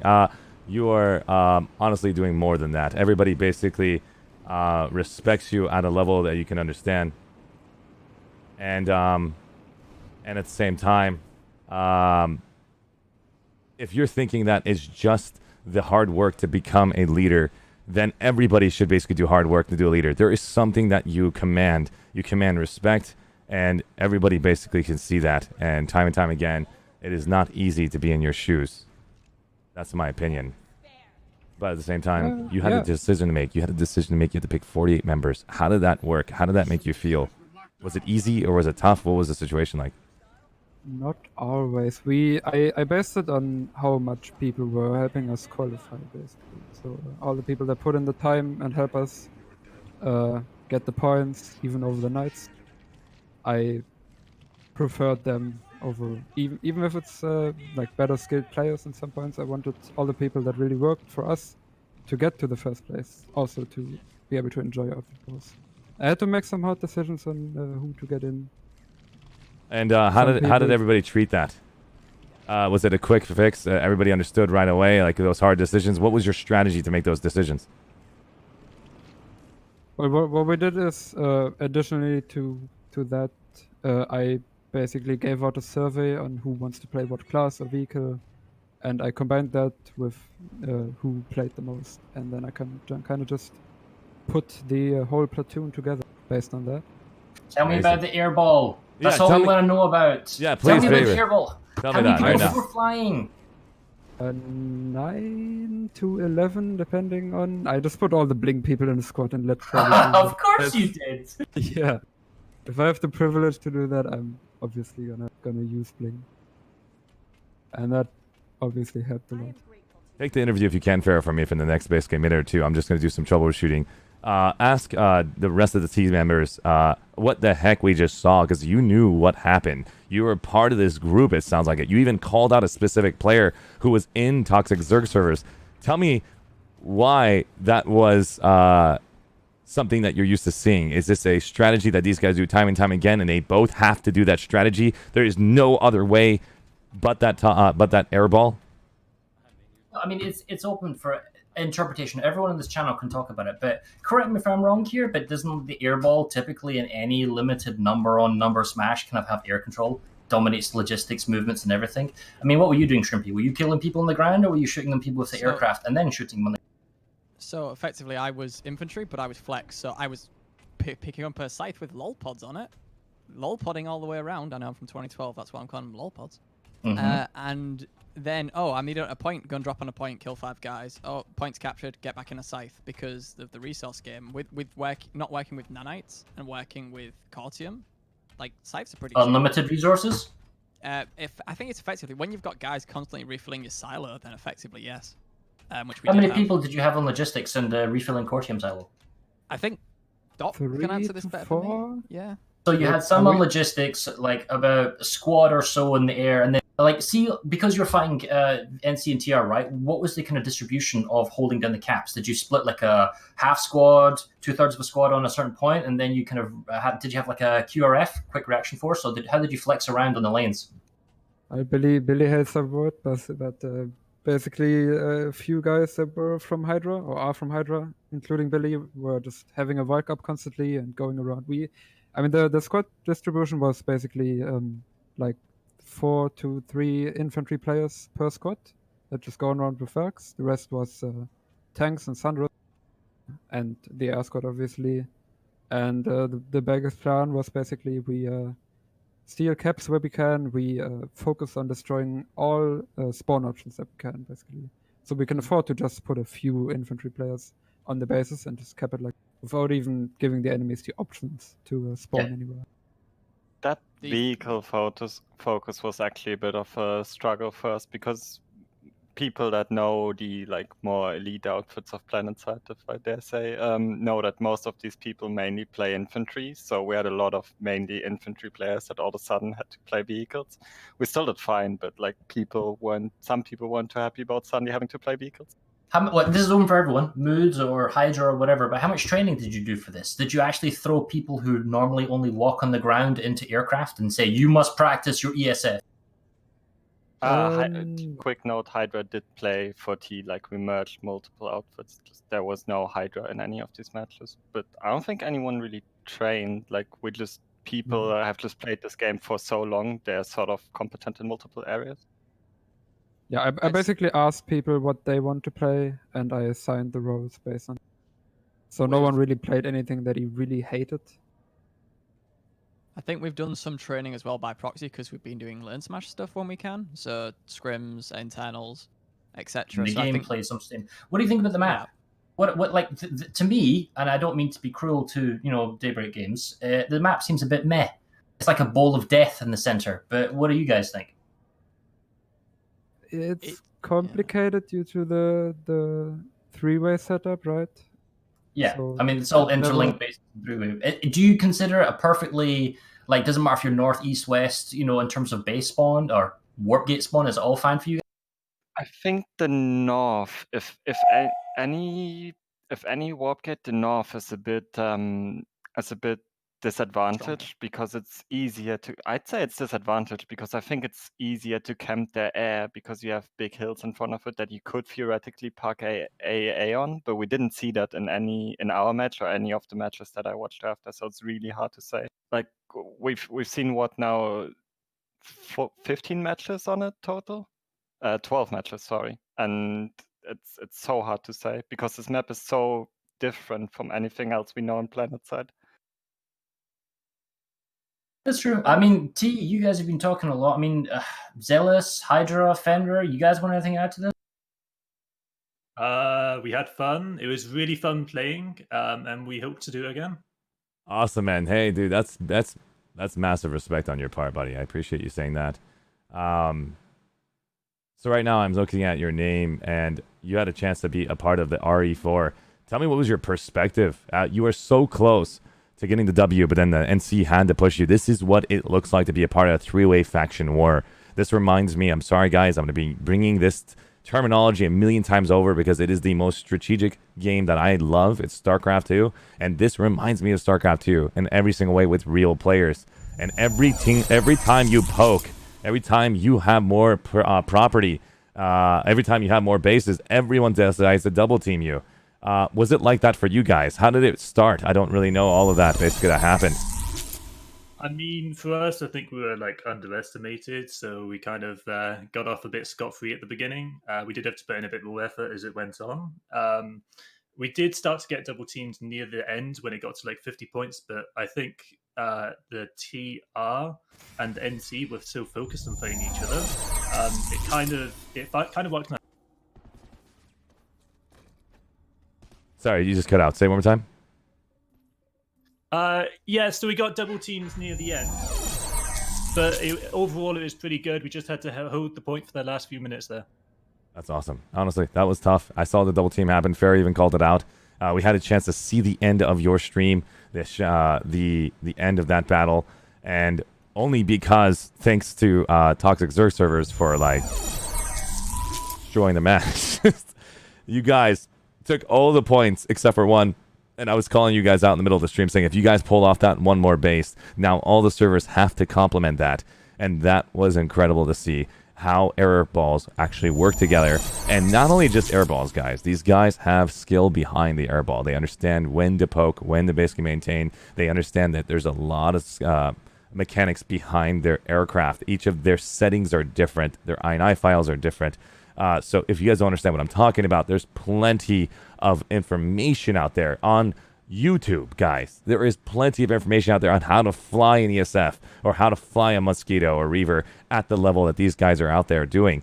It's not like this is a secret. It's 8 years old. There's plenty of information out there for you guys to take advantage of, but it requires time. And as soon as you have it all... Can I give a quick shout out here to a great source? Please. So the Planetside 2 Discord, in my opinion, is one of the best sources for new players. It has a great collection of guides. It has an active community, and it has a channel where people can ask certified mentors that are known to be experts in their field questions, and they'll answer them for infantry, for armor, and for air. It's a great Discord, and I think it's a great source for learning, whether you're just starting out or whether you finally decided to get good. That's awesome. And so the Planetside 2 Discord, I'm going to share that with everybody right now. There is a link, guys. I'm also in the Planetside 2 Discord. Here it is. This is the invite link over there. Make sure you guys take it. I'm going to give you an unlimited link. I know that the chat is going to go by so quickly you might have the opportunity to see it. This is the link, Planetside 2 Discord. And there's a lot of information over there, guys. Feel free to stop by over there. If you wish to join my Discord and have an opportunity to join our community and have an understanding how to be a part of Outfit Wars, Outfit Spotlights, that I get a chance to know your server, know your members, know your outfit. That is the link right there for Discord, and you get a chat. You can sign up in the RSVP list in our Discord as well. Let's get a chance to see what the other outfits had an opportunity to see tonight. I'm looking at right now, we had a chance to talk to all these individuals here. Let's see here. Mood, it's Fenrir. How you doing? Hey, good evening. Tell me more about yourself. Where's Mood from? What server? And what was your bracket? Mood is from VS. We are from Cobalt, and we are on the silver. Unbelievable, man. And you guys got to that W. Tell me, how was it like during the very end? Did you know that it was going to be a W on your part? Basically, when we got around the 300, 400 point mark, we kind of started to notice that we got ignored until that point, and we had 3-4 bases until the end. So we just told each other, like, guys, we just need to hold the 4th base for as long as we possibly. And I think TR and NC realized kind of too late that we were already so far ahead that it was kind of inevitable for us to lose at that point, or to win at that point. But yeah, we got double teamed at the end, but we held pretty good. We had multiple people trying to hold the point. We tried to use aircraft as much as possible to drop on multiple bases. We rarely spawned any tanks. We just let NC and TR do that, and we just stuck to the air and just kept dropping on multiple bases, taking the point back, going for the next base, and then eventually we hit 500 points. This is unbelievable. And at the same time, what was your strategy going in? Our main strategy was to use routers, so we'd get scythes with routers on them, and we'd just go to bases, hide them, and try to cap the base as quick as possible. And that was the main strategy. Awesome. Unbelievable. And I'm looking at right now, we've got RE4 over here, Hydra. Hydra, would you like to actually speak for a minute if you get a chance to come in? I'd like to know your point if you had a chance to speak earlier. If not, Hydra is currently muted. We're going to give him a chance to come back. Did everybody in Toxic Zerg servers have a chance to speak? I'm going to go and try to grab a lot of people, giving us a chance to hear your perspective and what it was like to basically see your match live on stream. We're going to go and grab the players above. Farah, did you get a chance to talk to those people above and let them know about the whole situation? Oh, yeah. We had a good chat. I know a lot of people there, so it's fine. Awesome. I'm going to go and drag them into the actual voice comms if they are actually having the role endorsed by staff. We're going to go ahead and do the muting. If you guys don't mind being patient real quick, I'm going to go and drag them all into the Outfit Reps Alpha Wars channel after I've asked them about the TOS rules. Give me 1 second. Let's go ahead and mute myself again on system. Don't forget, Arshee, muting your system means you're muting the speakers. Don't forget. Muted. Now we'll be right back. How you guys all doing right now? I've muted the actual stream right now. We're currently live on stream. I've got BRTD here tonight. Can you guys maintain TOS for Discord and Twitch and YouTube, all of you, and also no cussing? Family friendly. Awesome. I'm going to go ahead and basically give you guys the endorsed by staff titles across the board. If you guys do not want to be in that channel, feel free to leave this Discord and go to the a different Discord if you like. I would basically look at that as a badge of honor, in my opinion. If Ewog, you want to give these guys all the endorsed by staff title that is in this channel, these guys have done it. So if you get the endorsed by staff title, hop over to the reps on the Alpha Wars. You have the ability to move down there. I don't have to do this the second time. Awesome. We are currently here together, guys, and we have AXMI here tonight. We're going to get a chance to hear their perspective. We're going to go ahead and unmute. And how's it going, AXMI? Yeah, we're doing fine, Arshee. Thank you for asking. How are you doing? Doing fantastic. Thanks for stopping by, guys. Honestly, and everybody from Toxic Zerg servers, congratulations again for your freaking victory. It was a very awesome match. And can you tell me, AXMI, where are you guys from? What does your outfit stand for? And what server and what bracket were you in? All right, we were playing in the third bracket. I'm personally from the Netherlands, and yeah. That's awesome. And so when you say third bracket, you mean the bronze division, right? That's correct. Awesome. Was it Cobalt or Miller? Because they both were at the same time. Cobalt. Awesome, Cobalt. And so that was a tough match for you guys out there. Tell me, what was it like for you guys? And I didn't get a chance to see it because Silver, the bronze ended before Silver did. Who got the victory, and what was the situation on that server? The situation was pretty solid. In the end, we were able to secure our victory. It was, to be fair, not all too hard because we had a pretty strong team running this outfit wars. We invited our friends from Vods to play under our banner for this match because AXMI wasn't able to get enough people for the outfit wars, and we knew the guys from Vods for a long time. So I also want to give a shout out to Atipik and Ross, the leaders of Vods, for helping us out securing this victory. The main thing that I think got us this victory is because we had a very strong Air Force. We had a few guys from 418 that were helping out in our Air Force, and we were able to keep the air vehicles away and their ground vehicles away. We also had a very fantastic armor team keeping constantly the mid sector secured. We've spent like 8 hours to prepare our base strategy because we were looking at this in a very how you say that, in a way that we expected Trident to be the stronger force, let's say. So our strategy was mainly to warp gate Trident so they didn't have more than one option to enter our territory. So we were able to contain it. Like the Vods guys kept seal clubbing the Trident guys, so we were able to keep TRXF at bay. So we were basically just playing with them. We were going around capturing the relics and making sure they weren't able to Zerg us. Did you use an air ball by any chance? I didn't get a chance to see what your loadout was. Did you guys do air at the beginning, armor? What was your strat? The beginning was we had one infantry squad of Vods. We're going directly for the VS warp gate. We had one AXMI infantry squad that was going for the relic A, and then later on we moved up to H to secure the first three closest to the Founding Warp Gate. Then basically what we did, we kept going from A to H and then eventually to G, and late in the match we went to I to get the last points on the list, secure the victory. Nice. Our main strategy was to basically keep the skies clear because we knew that vehicles would win outfit wars because what was the weaponry that you used to keep the skies clear? Sky guards, burster maxes, lock on rockets. What was your strat? I want to give the word to Bevy for that. Bevy was leading the armor force of AXMI. Bevy? Cheers for putting me on the spot. We would keep the skies clear for our air squad with our sky guards. If they had problems with sky guards themselves, we would move out and destroy any sky guards or AA prowlers in the way.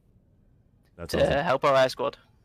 One of the things that happened, guys, on the gold server, if you get a chance to rewatch it, I have to say, I have never been a part of lane smash or server smash other than when I was in 2012 to 2000 and I think it was 14 to 13. No, I played for 3 years.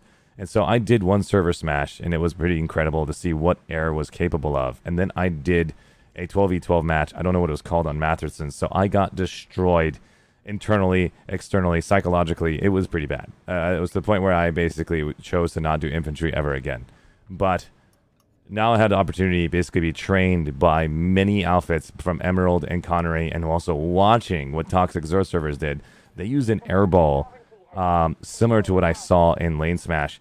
And if you guys don't know what that is, they literally own the whole skies. And they made sure that ball, there was not a single aircraft in the sky other than their sites and their liberators.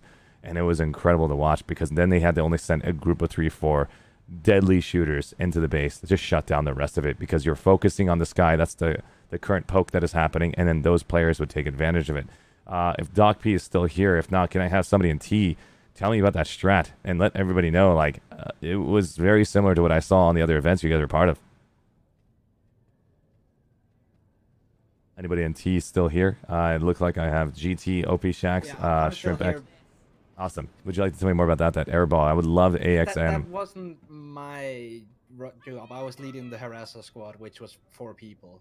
We were just dealing with the anti-air mostly, so the air could do its job. Oh, wait, you had harassers as anti-air? No, we had harassers to deal with armor because we could be everywhere. Very cool. Very cool. And sadly, I did not get a chance to see your harasser team, but thanks for telling me that. That's interesting that you basically had another squad of guys, 4 guys in harassers. Was it 2 harassers total? Yes. Awesome. And it worked really well. Much better than we'd expected, honestly. Very, very cool. And as soon as we basically get a chance to hear the rest of those strats, and I wanted to tell you guys, listen, AXMI, congratulations on that W. The counter to the air might be the solution to the air ball that T had. So if you guys can maintain that and bolster it to another level and you guys do show up again, telling you rewatch that video, it was devastating to watch on how the T Zerg servers took advantage of the skies. T are very experienced players. Like when we saw the T outfit being created on Cobalt, we were like, "Oh no, Dr. Psycho! Oh no, he did it!" Ladies and gentlemen, you heard it live on stream. That is awesome, man. Oh, where's he? We hoped Billy is to here. face T in outfit wars, but sadly, our outfit is not that big. When we were grinding for points, we were basically doing 24-hour shifts to keep ourselves on the leaderboard there because we didn't have much people playing out of our ops. You know what I mean?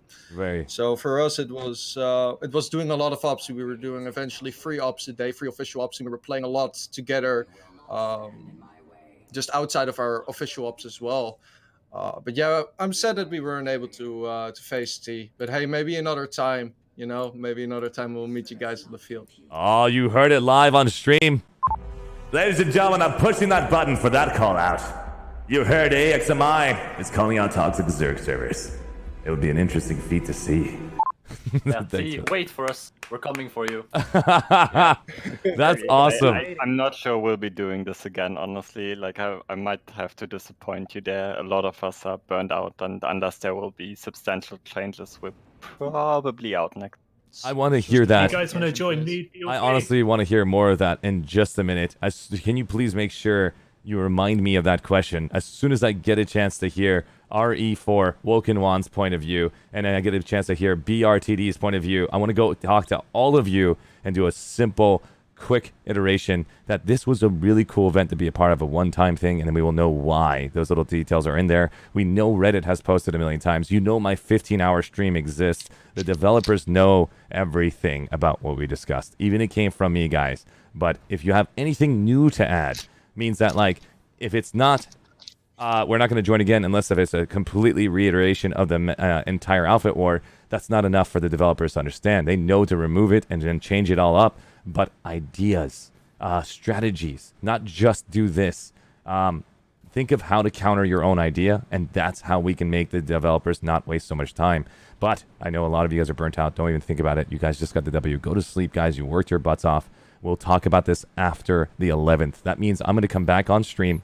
I'm going to show you my, I guess, my analysis of what I've watched and what I was a part of for those 2 weeks and all those hours I spent trying to help everyone not basically commit and all of that stuff. And so if you guys are willing to break down the strategies that I have for the future Outfit Wars, or if you guys have your own ideas, we'll do a live stream on that and we'll talk about what we can do as a community to help the developers get ideas. We don't want the developers to know this is what we want and that's it. If you don't do it, we want to basically protest. That's not the situation here. We want to help them.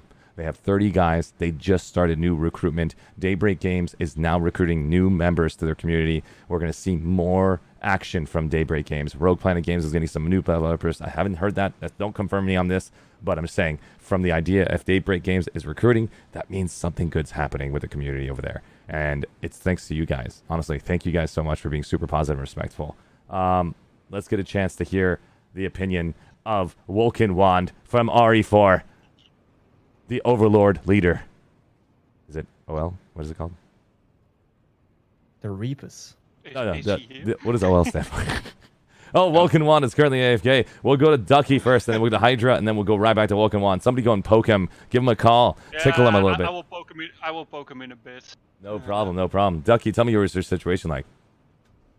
First of all, I want to congratulate, of course, Mood, the boys, with the win, of course. Dude, that's huge, massive respect. Massive respect. I want to say really good. I want to say it was a really hard fight. We had quite some lots of fun. I think what we actually underestimated the Moods a little bit too much. We went for the Suns first. We know we had something like the Suns are actually the same as we are. And yeah, we actually focused too much to TR and stay there, and therefore, yeah, congratulations to the guys actually bringing 500. We actually switched a little bit too late over, but I think everybody had fun, even from the other guys. Yeah, it was really awesome to have now instead of that we had service masters, lane masters, and all.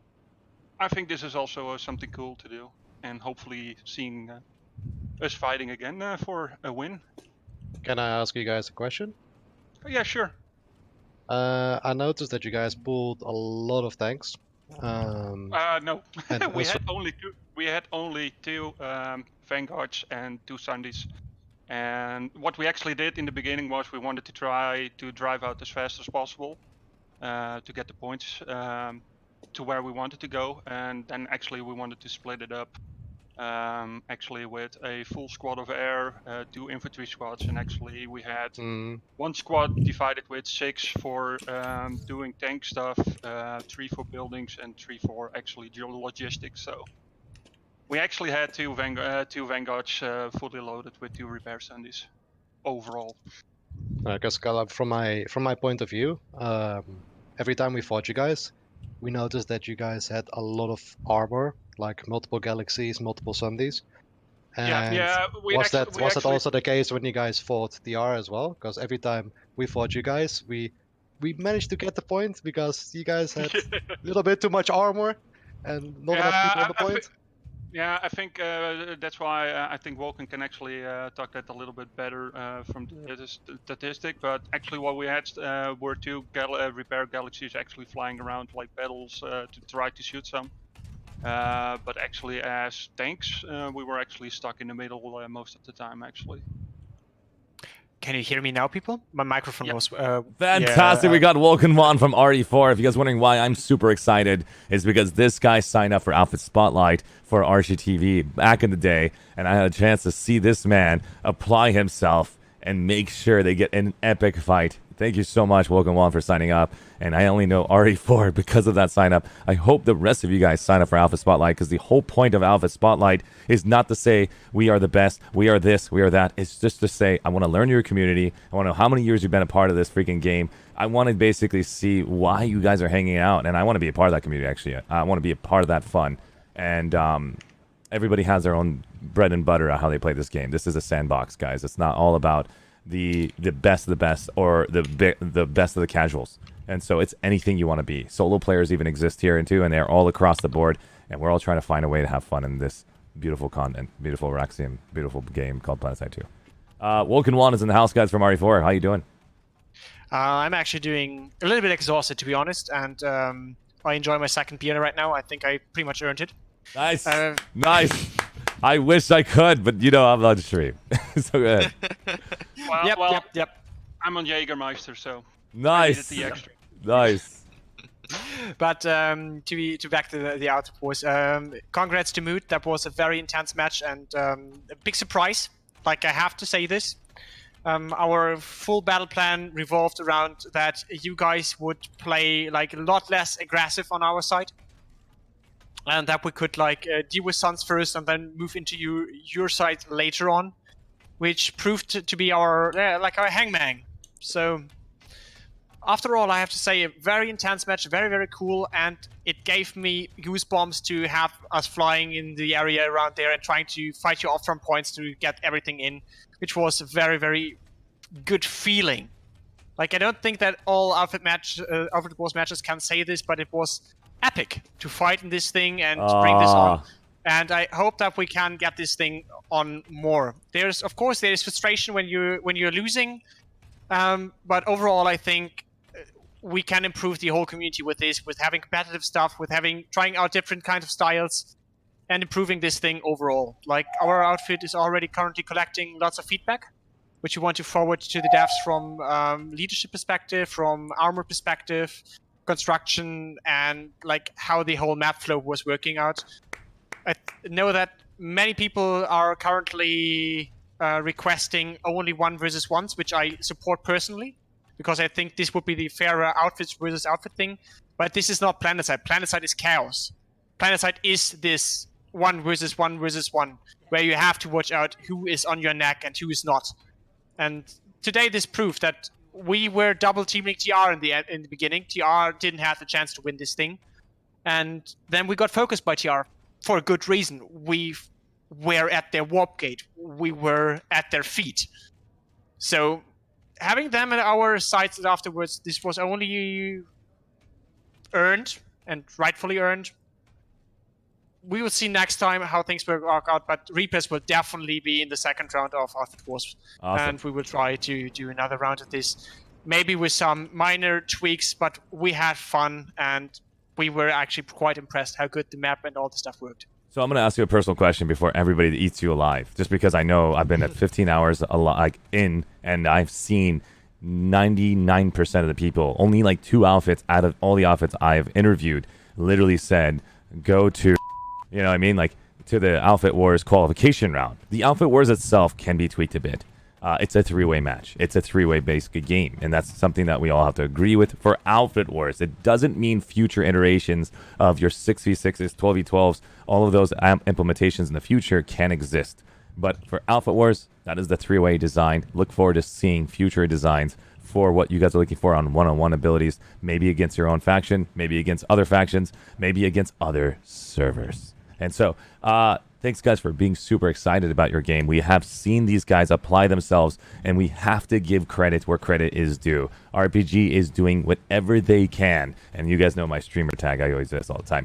RPG is doing everything they can. Okay, you know what I'm talking about. And the point is, RPG, great job. Honestly, not a good job on the qualification rounds. I had literally had to deal with so much pain for 2 weeks. Personally, I had so many depressing messages from everyone basically wanted to uninstall the game, but we're all here still together. We're all going to try to work this out, and we're looking forward to those discussions. You guys understand here, everybody in this channel, I have another interview with RPG that is going to come up after Outfit Wars. We don't know the date yet. We're going to look forward to making that date happen. If you don't know what I'm talking about, in the ArsheeTV Discord, my content creation only, we will have an opportunity for all outfits to post one question.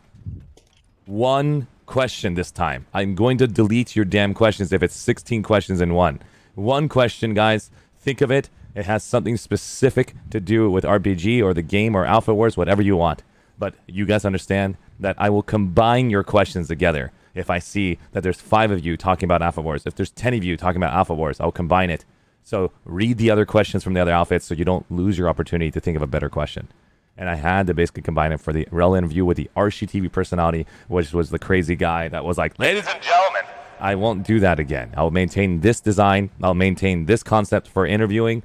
And when it comes to enjoying outfit spotlights, when it comes to enjoying aspects of my creativity, if you guys like that button, let me know. If you don't DM me and you don't freaking tell me what you don't like, I can improve.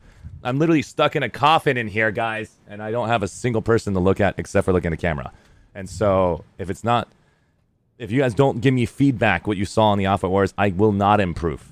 I promise you, I can only do so much by myself. And thanks, guys, for being super cool on this channel. We have so many people here right now. Welcome, Wand. As far as the idea is concerned, let's ask that question directly to you. Go back. You said you want to do this again. The qualification rounds. Did your outfit change? Did you tell your outfit to play 24/7? Were you threatened to get the second place match? Actually, I think we were the very few guys who had the prime spot in there. We have our major ghost fit, I call, like those massive bloated things without leadership. 91AR in front of us, and we have smaller outfits behind us. I think we are currently the biggest organized outfit on NC Cobalt. So we were very, very safe in here. So we didn't have to adjust. That's the reason why you don't face the intensity that another outfit had to face. I'm going to show you guys a clip of that outfit so you can understand what I'm talking about. It will be a small little clip of intensity, hype. Get ready for it, guys. It will probably make you want to unsubscribe. And I apologize for that if it is too much for you guys. But I want you to understand, I was 15 hours in. I am not... What the... Oh my god, I'm so sorry. But I wanted you guys to know the Emerald server is coming up next. Not to deny everybody else here, but Emerald server had something unique. I had to basically be I'm the main shoutcaster with Winter Gaming for that one. And I want you guys to see what I saw from this group of people. And you guys all had your own fights. You all saw what Alpha Wars has done to you personally. And here is what I had to watch. I didn't fix these scenes, so I apologize if the scenes don't match up properly. But let's get these things. Arshee, are you showing this on stream? I am about to switch it right now. Okay, because we're not going to be able to see this. Yeah, there's a huge stream delay. There's a 2-minute delay, so we're not going to be able to see this until we catch up. No problem. I'll just put it in right now. Let them actually see it on stream, and then we'll come right back. And then I'll come right back. It'll be basically 40 seconds. These guys right now on the channel will probably go ahead and click on my name right here, guys. And I'm going to stream my my viewpoint so you guys can see what I'm talking about. That's from my viewpoint, so you can actually watch it. You're going to see it again on stream again. The internet and Twitch is basically going poo-poo. So click on my name, guys. It will probably be just the audio, and it's just me talking the bottom right. And this is what I literally do not want to see again. I don't want to see these guys pushing themselves to the brink of destruction, and they are not going to sign up again, just like a lot of you are not. So let's avoid the massive grind. And here's my point of view, and at the end of my speech. What you guys don't understand is on Emerald. Arshee, we live live We saw currently. something We are. legendary. Just a heads up, some of the BRTD guys have to go in the next sort of 15 minutes or so. After that, I'm going to get BRTD next. And had to fight literally their entire time for 24 hours. They had to push themselves to reach the #1 scoring outfit on Connery, on Soltec, on Cobalt, on Miller, Emerald, B-Way, 61,000 points. It's representing the gold tier versus AODR versus the Guardian's Shield. And that was the basically end. I had a chance to basically showcase more of the Emerald server because I was announced earlier that I will be showcasing that. I had insight information with that in group, and sadly, I don't know a lot of the individuals on Cobalt, and I don't know your entire intensity. I don't know what you guys went through, but I personally was there for every hour. I saw these guys literally throwing up. They could not basically eat because they had to take over base points to finish a incredible team of 8,000 players, SKL versus B-Way of 89. That was a ridiculous matchup, and it was catered to Zergs, and B-Way basically pushed themselves to the brink of destruction just to get the gold rank, and we're seeing that next. That's why I'm telling you, Woken Wand, we need to see some changes. We can't see this happen again. I know you were interested in it, but I wanted to give you a taste of just other servers and other players who had neck and neck matches, and it was to the point where they were team killing each other. It was just a lot of stuff. We can go down those paths, and there was 15 hours of content. There's plenty of Reddit posts out there. There's plenty of direct messages to developers. Stop it, guys. They know everything. They know. So they're going to go and talk to BRTD next. BRTD's up next. Yep. Thank you so much. And so DNA Rip is one of the leads, if not the lead, of BRTD. Can you tell me what was your situation like? Real quick, I wasn't able to make the match, Oh so I'd my like God. to pass it. I know. I'd like to pass it off to our SLs and seconds, who we had high confidence in for the last 3 days. They've been theory crafting and coming up with TTPs. It worked out brilliantly. So I think we go first to Fodix Alpha. Oh, okay. Well, I was. Excuse me. Sorry, Pastry. He was PL. My bad. Apologies. Burn. Well, okay, then indeed, as DNA said, we have taken quite a bit of time the past few days to discuss tactics for this. Going through the What nitty server? gritty Sorry, what server? details What of our bracket? opening. Get this information first, if you don't mind me asking. Yes. We were fighting on Millar in the silver bracket against Dig and TAFT. So Dignity of War and the. Oh, I'm very sorry, NC. I forgot the. Training Alliance Task Force. Training Alliance Task Force, and we also have what was the other one? Dignity of War. Dignity of War. Great respect, guys, for making sure you're saying their names right before you guys continue. Dignity of War, great work. Did you guys How win old it? are you, BRTD? Tell us about your age. How old is BRTD outfit?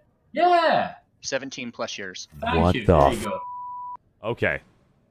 I remember I did their spotlight, and they said 17 years, and that is incredible.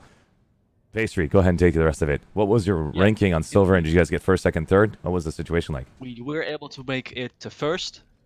Indeed, we were able to win the match with quite a decent lead. But I do want to point out that that was a hard-fought fight. Both Dig and TATF both put up a very good fight, and with a very good evening fight against them. And again, I want to congratulate both of them on a good match fought. But indeed, we did win in the end. It went very well for us. The tactics we thought of beforehand worked out quite well. And the response from all of the squads was stellar. So first of all, one of our infantry squads was led by Vods. I'll hand it over to him so he can discuss how his squad went. Yeah, so I was leading Alpha Squad, which had a few, how do you call that? Ringers or? 8 INI. We had 8 INI, INI, and 4 BRTD in Alpha. Yeah, so we were tasked with getting one of the, and since they were all neutral, the plan was to get to one of the closest bases as soon as possible, so that you could steal the next one, where the VS and SC were attacking. So basically getting a base for free, and then getting the middle bases as well, because they were not capable by the other factions. So that was the basic idea. Indeed. One of our opening moves was to steal the bases right next to the warp gate of the enemy. So What? both NC and VS, we were able to steal a base just as they capped it. And that's not the start. Because we capped those bases, it also means that the two bases in the middle were cut off and they would not be able to capture it. Wait. So because it was neutral and they did not touch Exactly. their base in time, you you are so dirty. Yeah. You need Because to go they got wash the your side hands bases, right they now. were not actually able Go to wash your capture hands. two of the bases in the middle. Holy Oh, it was very dirty, but it was also beautiful. God. And Oh one my of the other God. squads which did that, was Bravo Squad, which was led by Agro Paddocks. That was our other infantry. Okay. In a nutshell, we did the exact same thing as a Vods squad. We had the fastest vehicle that we could pull, so that we got the cap started 30 seconds earlier than the enemies on the same lane. So that once we got done capping our base, we had 30 seconds to go for the steal. We had Valkyries waiting, and we OS the point and dropped in between the ashes. Wow. Unbelievable. And DNA, how do you feel, man? You weren't there. The lead, the one representing BRTD. How do you feel? I had high confidence that the gentlemen that we had in place to lead and the members that we selected would carry the day, and I wasn't disappointed. They did what they needed to do, and props out to Dig and TATF. Thank you very much. It sounds like our guys had an absolute enjoyable time fighting. Wait, what was if I may ask, your opening play of BOTD, like what was your composition? Did you go all air at the beginning? Did you think of armor? Like were you ringing? Were you like quick reaction forcing? Did you have lane assignments for the squads? What was the game plan? Farah, I'll let Pastry take that one. Thanks. Well, a bit of everything. We did have some air. It was mostly quick response for us because, as Acro already said, one of the main parts that made this tactic work was our fast cap on the relics right next to our orb gate. But besides that, the only dedicated force multiplier was our armor squad, which was Charlie for us. So I'll hand it over to them next, and so they can tell how it went for them, which was led by Londo tonight. Is he in this channel right now? No, he is not. I think Deputy is though. Yeah, he left. Brother okay, then Terminator's handling that. Then I'll hand it over to Brother Terminator, which was his second. Yeah. Londo apparently couldn't make it, so I had to kind of drop it. Basically, I don't have like a general perspective of the whole thing because as armor, we're not like quick reaction like the infantry or the air, so we were kind of bogged down at one point. So I can't give like a general perspective of the entire map. But for armor, mostly it was us versus the VS dig because we didn't really see NC because we were bogged down around I believe it was I point. The thing about like our armor squad was that almost half of us, if not more, is kind of new to the whole outfit thing. So there was kind of a disadvantage there. I was expecting it to be worse. However, we held cohesion. I'm not sure how we did it, but there was one point where we kind of broke. Everyone panicked. We ran into each other. We were being attacked by, infantry, armor, harassers. Pretty much everything was on us, and we kind of broke there. But that was just once. Afterwards, we pretty much did it all right. The thing I'd like to say, though, about the armor bit is generally in armor, in an open battle like that, the thing that kills you is the thing you don't see, the tanks that flank you or the harassers that just come up behind you completely. We kind of held that. We saw everything. Everyone called their points, even though we're all, half of us are new to the whole outfit business and even the game, some of us. So yeah, we pretty much held down onto the eye point. That was where the entire armor battle was for Dig and for us. We held cohesion longer than them, so we pretty much got the up on them at that point. Well done, man. Thanks, Dave. Unbelievable, man. That was BRTD, Silver Bracket. And if you can just remind me one more time, Faber 1, did you get a chance to see the Silver Bracket, or was it just the gold all the way through till the end? I watched all the different brackets, and I gotta say, BRTD, it seemed they had a plan, and they executed it well, so they can be proud, really. Well done. Well said. That's awesome.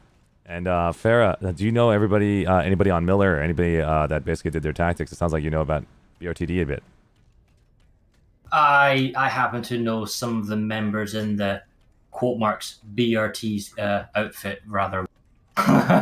Yeah, I mean, it's like we all play together. I mean, Miller as a server, because I come from Miller myself, we've done so many things together. There's a lot of old names here. It does not surprise me that you guys had a cunning plan to cut off bases to get free caps. I mean, that's just grade A classic cheese, or whatever you want to call it. And the game plan they had is also very nice, and that's good meta play. So if anyone here is going to come up with future game plans, this map ain't changing. Think about what they did, replicate it, see what was worked, see how it can help you. There was some further meta play we did as well, which we're probably not going to share on the stream, in honesty. We're gonna go and basically play with vehicles. I'm gonna go and log into another server while I'm doing this. Sorry about the guys. I just want to make sure these guys understand. I moved my channel to make sure I'm gonna go on Miller. We're gonna be asking the next outfit in just a minute. Continue, guys. Yeah, there's some dirty meta play in the background that we've been trialing over the last week or so, having thought of it, and it worked like a dream. We absolutely wrecked Havoc with their vehicle pulls as a result, to the point where we could just put a hard anti-armor squad up in the air then of Liberator and Hornet Mozzies, and it went beautifully. Well done. How did you, is it even possible to practice for this map? Because you can't get on it like you would in Jaeger? Practicing a tactic. Okay. Basically highly coordinated vehicle play to do stuff that I won't talk about. Great. I look forward to it in the highlights reel. Yeah, of course. I look forward to that. I'm not convinced it'll show on the highlights reel, but yeah. Unbelievable. I'm looking forward to basically the next outfit war that is not super grindy. I'm just going to be summarizing it, and I want to see the bronze, silver, and gold. We have an incredible unanimous decision on that, and the developers have voiced their opinion, saying we are going to do our best to make that happen, and that's all we want to hear. Now I'm going to go and log into the Miller server real quick and get a chance to showcase their scores. Logging in right now with the OBS cam and get a chance to see that. Can we get a chance to understand who's the leaders of FU? And it doesn't mean like you, it means something else. What is that?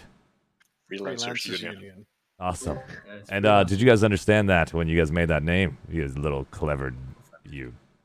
Of course. Please go ahead and tell me what server you guys on and what was your bracket?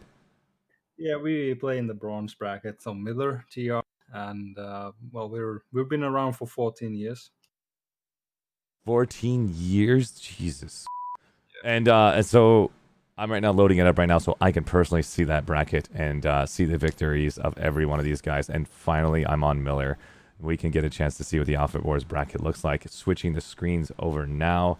And we're here. All right, so we are watching the Freelancers Union, who was in the Bronze Division, who had to go against one RPC. What was it like being on the Bronze Division? You guys were so close to getting that W. Something happened to get you to switch into a 464 score.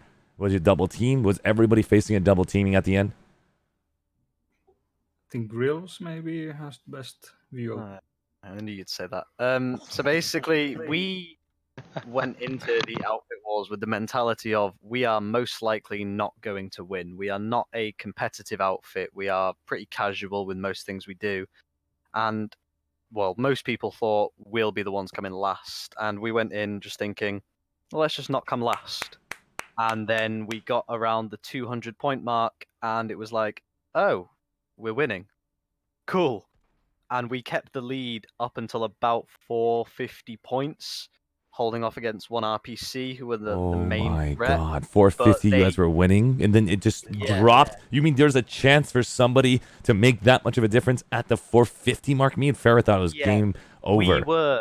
We were at one point 100 points ahead of one RPC, but then they started to ignore Sin and kind of come for us. We had 2 or 3 squads on us at one point, so we just got pushed back down to, I think, 1 base at one point, and they just overtook us, and we didn't have time to recap the bases. But I think, considering us as a casual outfit, with a team that, we started put together on Tuesday, with no real preparation. True. We performed amazingly well, and I personally, I was leading the force. I am extremely proud of all the FU members, So especially in the end, the you were squad playing, leaders we haven't had. In the end, you were playing basically 1v1 against one RPC. Was it hard to play against those individual or highly skilled players, actually? Yes, one RPC are a very powerful small outfit. They have very powerful infantry play. They have amazing armor players and an amazing little air force of liberators. So when it came down to that raw skill, when it was really the 2 outfits of us competing for that first place, we didn't really stand much of a chance. But we fought valiantly. We lasted a long time. We did not expect. I think it was my squad, Alpha Squad, was holding this point, and to get us off that point, they had to orbital strike all our construction and push in with 2 squads to get us off that. And then it ended up that we couldn't get back on because they brought 2 squads and we were only 1 squad of infantry. And they had air hammers and everything.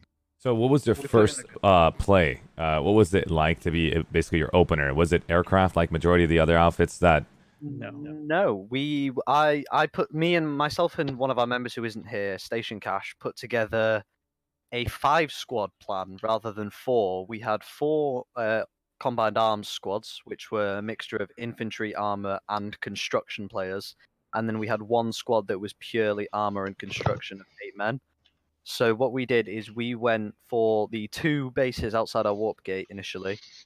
Instant Cap started fortifying them with construction, and then we sent 2 squads straight for Relic I in the middle to deny 1 RPC that base because we knew going in they were our greater enemy. And that because was the we base didn't we really held know for the much longest. about Sin. Yeah, and TJ Heavy's squad, which was our alpha squad that he was leading, held onto that base for majority of the match, which was absolutely fantastic. I don't know how many times they tried to take it from you.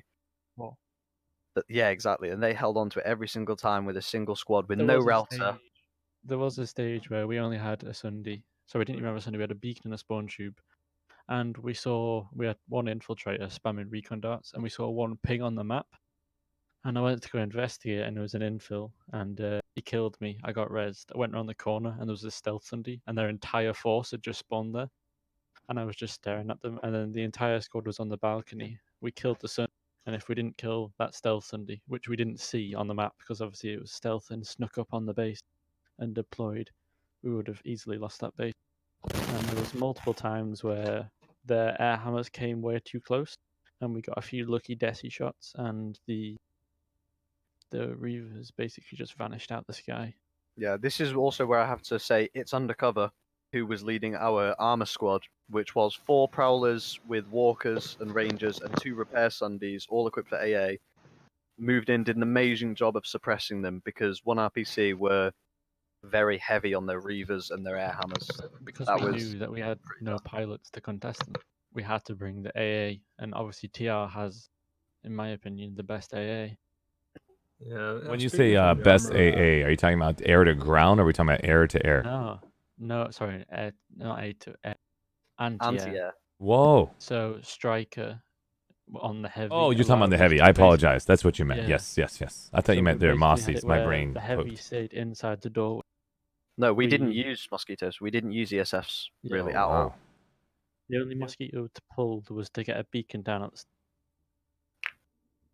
the In the match against on Soltech, if you guys did not watch it, we got a chance to see a lot of lock-on usage by MU VS and MU1 VS. They literally had lock-ons across the board. I don't even know if they had a decimator in their hand anymore, but there was not a single chance for aircraft to survive. All tanks instantly decapitated, and it was interesting. I don't know what happened towards the end, if they had a chance to switch out into a different play, but I think that could have been their downfall if they didn't switch in time.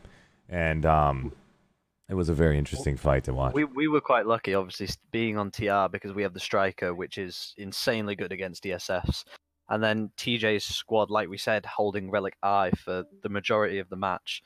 Even if he does have a bit of a decimator superiority complex, I did see strikers out there taking down the enemy We basically ESFs. ran where we had a striker and an annihilator, and everyone else had death. And the squad, basically what we did was we baited the Reavers close to the doorway on the balcony, and then I'd client side the Reaver with the Desi, basically. So I'd pop out, shoot the Desi, pop back in, and the air hammer wouldn't see me, and it'd just get Desi. And I killed Arshee, real quick, a bunch 4 of you Desis with boys that. have to go. Sorry. Thank you so much for stopping by. I appreciate it, buddy. Thanks, man. Good And stuff. tell me the alpha has leave so everybody can hear that.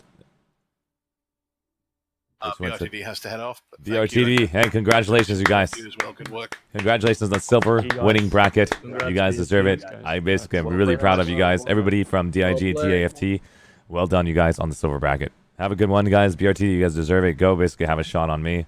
And hopefully in the future we get a chance to basically have a real shot after COVID-19 is a...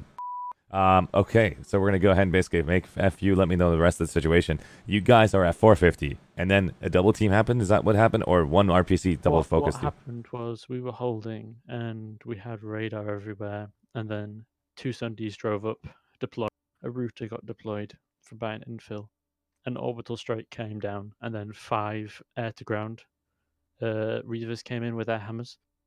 Because we had a sky shield which protected us, it basically just meant that as soon as the orbital strike, the entire...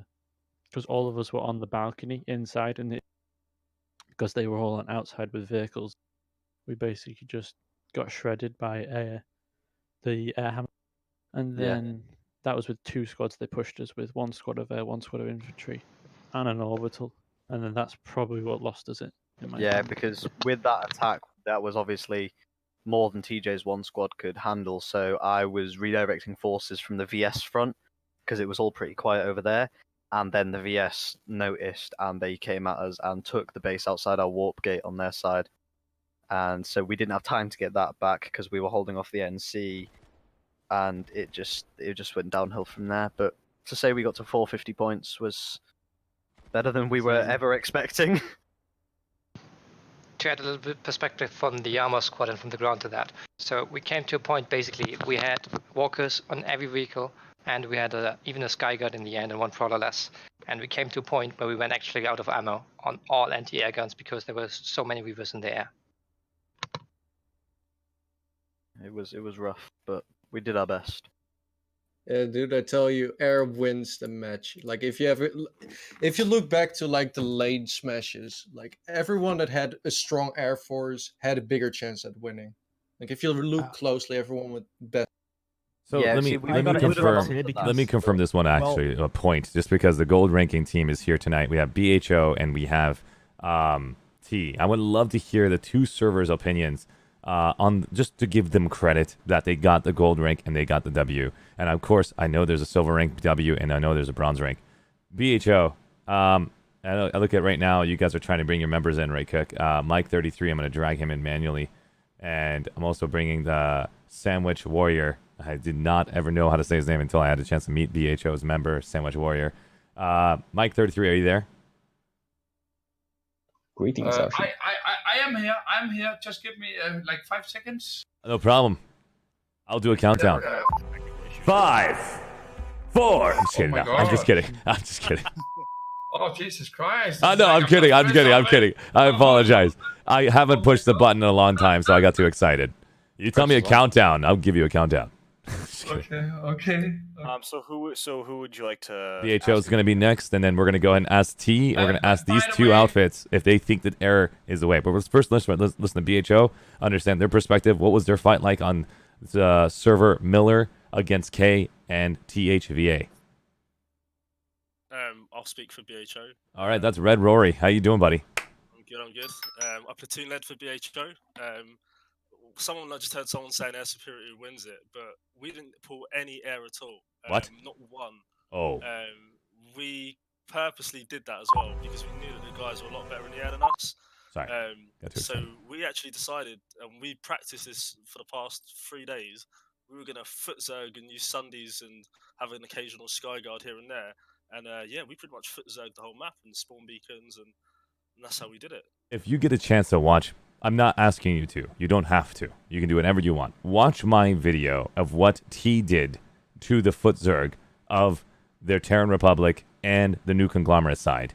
I would love to know if you still think it's viable. And if you do that, I will basically listen to your opinion and move it from there. And I'm going to go beg the developers to make a server versus server outfit freaking war happen against the gold rank members somehow. That would be freaking legendary if you guys can do a sign up and then we can do a personal design of that. But of course, latency is an issue. The outfit walls in each server were actually just a bracket below an inter-server outfit wall. You just blew my mind. The winners of each server go that airdropping. That You guys would think be- that airdropping is so effective is because the point is open? I think the If the idea of points would error be closed, is would- unique to each person. Like BHO says, they didn't need it because they kicked so much butt and they got to the W, and K was right on their tail. And I want to know more about that fight. Let's finish with that comment. Let's go back to T and understand their perspective of what BHO said. And I don't mind you guys denying them, but as long as you guys can think of a respectful, positive way of denying it, don't say like that was like and things like that. So BHO, what was your fight like? Because 462 is right next to you. Was it an easy fight? Did you guys actually maintain the lead the whole entire game? I didn't watch it. Faber 1 is here. He can actually explain that. Let's hear your perspective of BHO's, and then we'll ask Faber 1, and then we'll go to T. I'm sorry. Well, for me personally, the fight between K and BHO was interesting because I thought K was more focusing on fighting THV or the Vanu at least. So I think like BHO chose the right bases to attack, and they were just everywhere, which made it for them easy to capture bases and get the points necessary to win the game. So that was my perspective. But it's hard to see how BHO was thinking about that. So Mike 33, are you there? Yeah, I'm here. Can you hear me? I just raised you up a bit more. Can everybody in chat? Oh, Okay, God, it's probably a 2-minute delay. I 1, 2, apologize. 3, testing. 1, 2, 3. You sound test. great. You sound great. Okay, yeah, I'm here. Mike 33 is in the house, ladies and gentlemen, for BHO. Are you the lead? I don't know anything about BHO. Give me all the details. I am the outfit leader, and I just want to start with, I have 2 battle rank 220s. One of them is Mike 33 is back. The other one is Bad Karma 66. Mostly I played Bad Karma 66. Just so you know, I have 2 characters. I cannot believe you did that. Is it the same server, same faction? Did you just make 2 new conglomerate characters? It's like, you know what? I can do it. Or did you make other shit? No, basically what it started with, I didn't make a troll character to troll some other clan who would troll our clan and so on. But that character did turn out to have a very good KD compared to the first one I did have with my previous computer, if you know what. Oh, wow. So, yeah. So that's how I ended up with 2 battle rank 220s in the BSO clan. That's what I'm talking about. Yeah.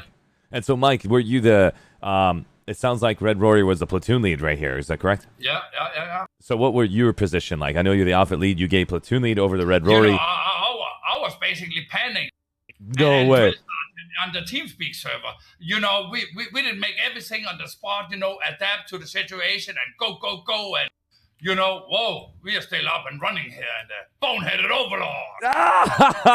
That's what I'm talking about. This is the energy we're looking for tonight. Boneheaded Overlords was the gold victory, and they basically got an epic fight. Tell me, what was it like, the entry? And for me, I literally almost myself, literally having to have this outfit, have this go, this overlay.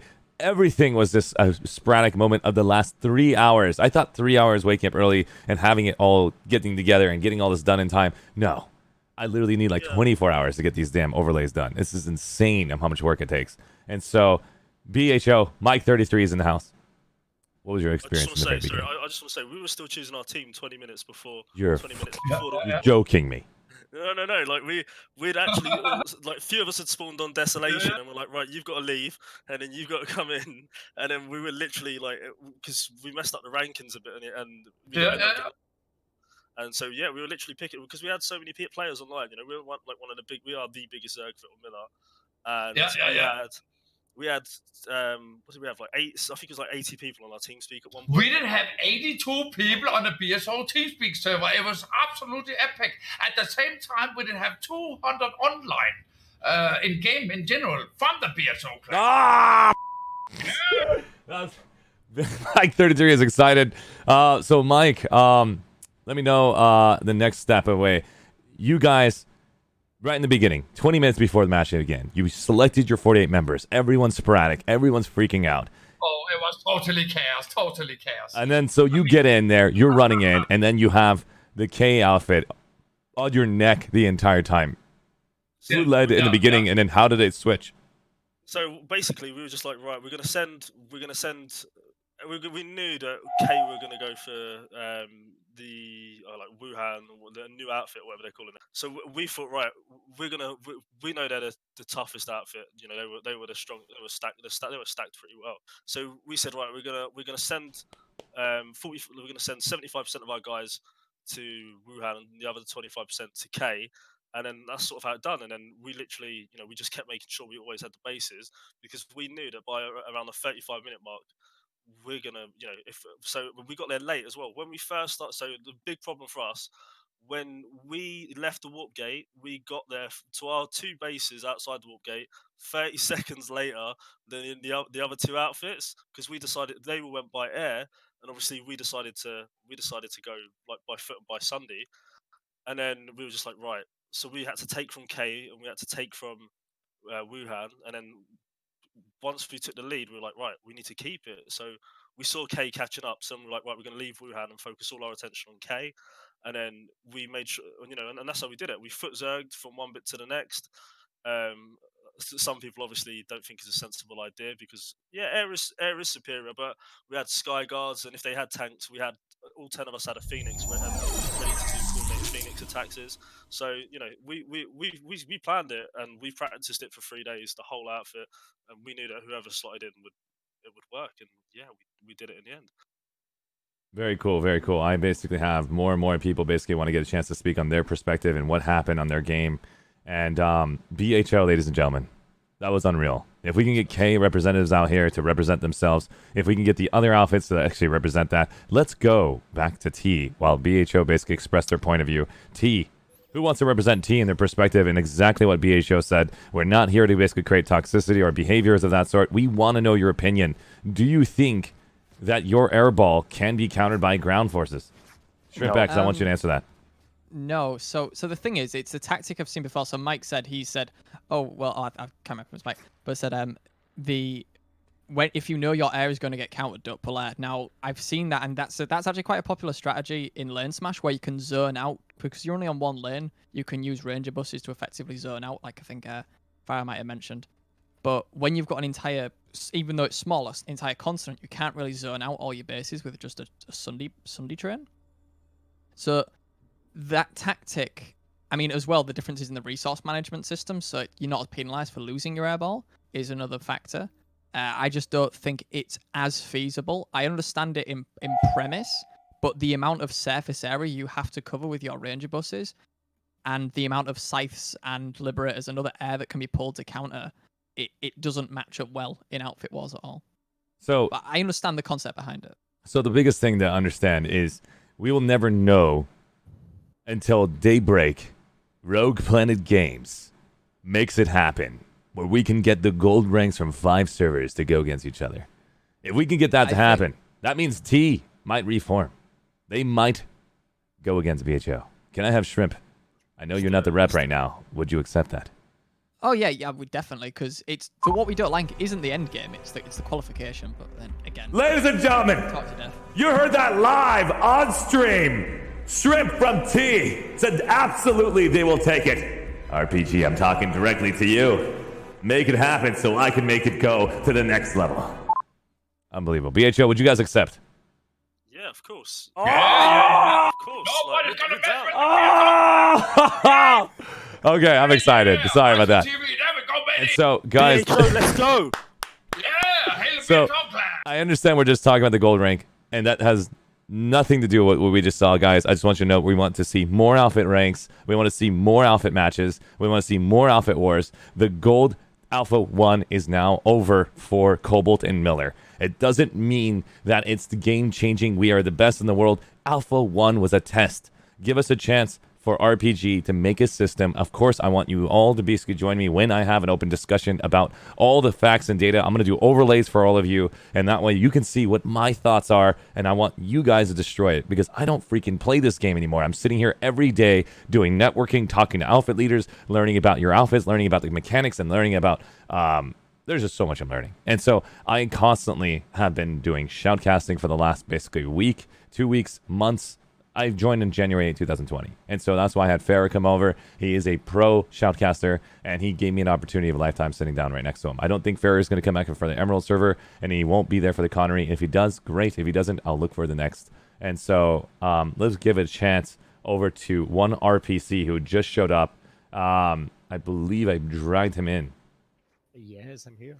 Ladies and gentlemen, we got Falcon over here, guys. And can you tell me what does one RPC stand for and what server are you on? We are on Miller, and we were NC for the gold medal. Fantastic. Against a few, there are some guys here, and Sin. Nice. Do you want to give a good positive comment or a compliment towards FU? And that was a crazy fight. Look at the 464 match. It was a sorry. No, you're doing great. Everyone's doing amazing, guys. Fight. Don't worry. It was a great. It was what we are looking for. It was a tense fight. It was close. It was against good opponents. So that's what we love. We had a very good night because of FU and Sin. Yeah, thank you, RPC. It was a great fight. Yeah, it was a good fight. You snuck it out at the end. Yeah, you pushed too hard at the start. Maybe. We set up that sky shield, and then as soon as that orbital came down, I was like, "Oh, this base is go." It was a good fight, though.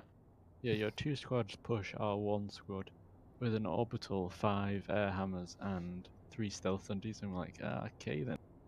Falcon, what happened against Sin? Because we really didn't fight them that much at all. all I saw was I poked out the window and I just saw Sin Liberators fighting your Reavers. Yeah, we were hard focused at the start. It's a three-way. It's a triple threat match in WWE. You know, so effectively we were all double teamed at a point or another, and that was us at the start. So we fought hard on against Sin 2, and we managed to cap bases against Sin, so we were focused on keep them, maybe allowing you a bit more to push. And 20 minutes after, you were so far before us that Sin and us were focusing you at the end. So that's harsh, but. If you're listening to this conversation right now, we have one RPC and FU right now talking about their conversations. They are on Miller. If you guys were asking in chat, one RPC and FU are exchanging cups, and they're saying cheers to a good fight. And yeah, it was a good fight. No doubt about it. I enjoyed it. Unbelievable. Well played, one RPC. Yeah, and congratulations to the victory. well played, Sin, wherever they may be. No, for a good fight, we need good opponents on every side. We mainly saw Sin Razzers, at least with the armor that we were playing. True, they've been really annoying. The squad I was in definitely had one RPC harassers all over us in that southern lane. That was ridiculous. You guys pushed us back with them. We didn't actually see any enemy tanks, just Razzers. Yeah, what was the thought with that? I didn't see a single Vanguard. Because Vanguard is just slow, very slow, and yep, that's not very efficient on that type of fight because 2-minute timers is very short. So harass us to be everywhere we can at every time. That is awesome. And it looks like we've got another person here. BHO, the people you guys just went against. K outfit representatives are here tonight. And we're going to give them a chance to speak about their perspective and what they had to do. We've got TJ Henry. Oh, no, sorry. It popped back and forth. It's Lay Wolf. How do we say your name if you don't mind? Wolf? Light Wolf. Light Wolf. And then we've also got, I think, Daddy01. Daddy, exactly. Perfect. Hey. My dad is here tonight. So Light Wolf, what from K? Can you tell me what's your outfit rank? Are you the leader, platoon leader? Tell me more about yourself. What server you on and what faction, all that stuff. So you can let everybody know in chat. Daddy should start it because I was a ringer. So we are not the leaders. I got Light Wolf to help me out. It was basically K is a bigger outfit, like others would call it Zergfit. Awesome. So we decided to help him out because he gave some spots away, so he can stack a bit up with good players. So it's a bit more of fun. Awesome. Because only one outfit stacking is not fun. Very true. Very true. And I have another question for you guys. How many of you guys came as ringers for K? Was it just 2 of you, 6 of you, 12 of you? 24 around, and all from Cobalt, actually. So wow. It was half the team also. We saw a cross-faction attack. Yes. Ladies and gentlemen, we saw a cross-faction attack from Cobalt going over to Miller. That is amazing. And just to be able to give massive respect, Mike. Mike, massive respect. Hold on a second. Let me finish this real quick. Mike, these guys came from Cobalt to give you guys an epic fight, man. Mike, give these guys a round of applause for knowing that BHO was going to bring in the bread and butter of this match. We didn't wait for BHO. Homemade all the way, ladies. We left BHO alone. We just went for the VS outfit. Listen, guys, Mike is extremely excited. Let's listen to Light Wolf. Light Wolf, tell me your perspective. What was your? We didn't went for BHO at all, actually. So we came from Cobalt to FU, the enemy stack with, and we basically did that. So the Vanu guys lost way harder than they should. Because they were full stack. So K went straight over the new outfit name and shut them down and basically demoralized them at the point, if you think about it. They actually deleted the outfit now. I think I heard. They deleted their new outfit name. Oh, very good. Oh, So my mission was done. We got Maelstrom26 that wants a shout out there. It's good to see you, man. Good to see you. And so it looks like everybody's excited for Daddy out there. Lightwolf, who's Daddy? If you want to give me an explanation, what's the situation with the two of you guys coming from Cobalt? So wait, no, Daddy's not from Cobalt, he's from Miller. Daddy actually hired me because he was originally in the stack fit and they kicked him out, but I think he can explain the story itself. Please, Danny, if you can maintain I did not get a chance to ask you, but if you can maintain TOS for Discord, YouTube, and Twitch, and also family-friendly, no cussing, if you don't mind. Go ahead.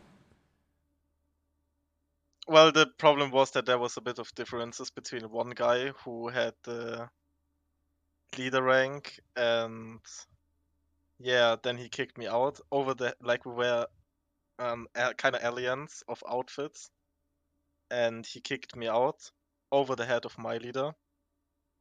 How do you feel? Deep down inside. Let's talk more about that. I'm just kidding now. So you got kicked, and then you got back in. Well, I talked to my leader then and asked him for his consent to wreck them. Oh. And he accepted, so I went ahead. Unbelievable. So you were invited to THVA, I believe, first? I was in there, yeah. Okay, and then they removed you, and then K accepted you, and you came in, and that's why you went straight to THVA for that vendetta, for that taste of sweet revenge. And it basically came true, but that action came out to letting BHO get the advantage in the beginning. And did you guys actually expect THO to continue their advantage on you guys? I mean, to be honest, we didn't expect anything from BHO at all. I mean, I don't know. Oh, wait, don't get mad yet. BHO, let's finish this. Continue. No. The good thing is, like, BHO wrecked us because they always had one guy on Relic D, I think, that always ghost kept and made us go there all the time. And then VS had the chance to talk, to take a lot of paces from us. I'm going to let Mike come in real quick right here. Mike, how do you feel right now? You tell him, Mike, tell him. Mike, make sure you keep it family friendly if you don't mind. That means no cussing. We're the only honest outfit out here. We are BSO all the way. It's all homemade. No staggers in the BSO clan. Hail the boneheaded overlord. That's what I'm talking about. Boneheaded overlords, Mike 33. Everyone in chat is freaking out over you. Look at chat freaking out. Let Mike talk. It feels like I'm doing a Rel interview again. Oh, this is awesome. This is awesome. Dude, Mike, I love you, man. Honestly. BSO gonna win the next outfit war. Next outfit war. You can say all you want. That is awesome, man. That is awesome. I've got more from Kay, and if Kay wants to basically bring more of the representatives, we can actually have them a chance to speak. But continue, Lightwolf, and then we're gonna go to some representatives that just stopped by from Ares Company. Yeah, I think actually Daddy wanted to continue. You interrupted. What? Daddy, go ahead. It's all you, Daddy. I mean, you can say our basic strat. Our strat was to go with full vehicles to the VS warp gate and basically take them out of the game. And we accomplished our mission. Like, they were basically out of the game after 10 minutes. And they had no chance of coming back. So I guess wrecked by Cobalt twice. Easy. Okay, that was it for me, I guess. No problem, so Daddy, go ahead. For me, it was a nice match. I had fun. VS played well, and C played well as well, and TR played very well also. The problem was just that a three-way can't be competitive because it's always one team that's gonna lose because, like, it's always one guy that gets double teamed in the end. Nice. And can you tell me more about him, Vince? I just brought him in right now. I didn't ask him about the TOS because I just saw him muting himself. Vince, can you maintain TOS for it's really hard. All my mods are working exceptionally well right now. They're maintaining the Discord. They're maintaining Twitch. You guys are freaking amazing. I honestly appreciate you guys. I'm not trying to overspeak so many times to say thank you, but I honestly can't do this alone without all of you in the community working together to make this channel succeed. And thank you. And so we've got him, Vince. If you can basically maintain TOS for Discord, YouTube, and Twitch, and family-friendly nose cussing, go ahead and speak. Let me know who you are in K.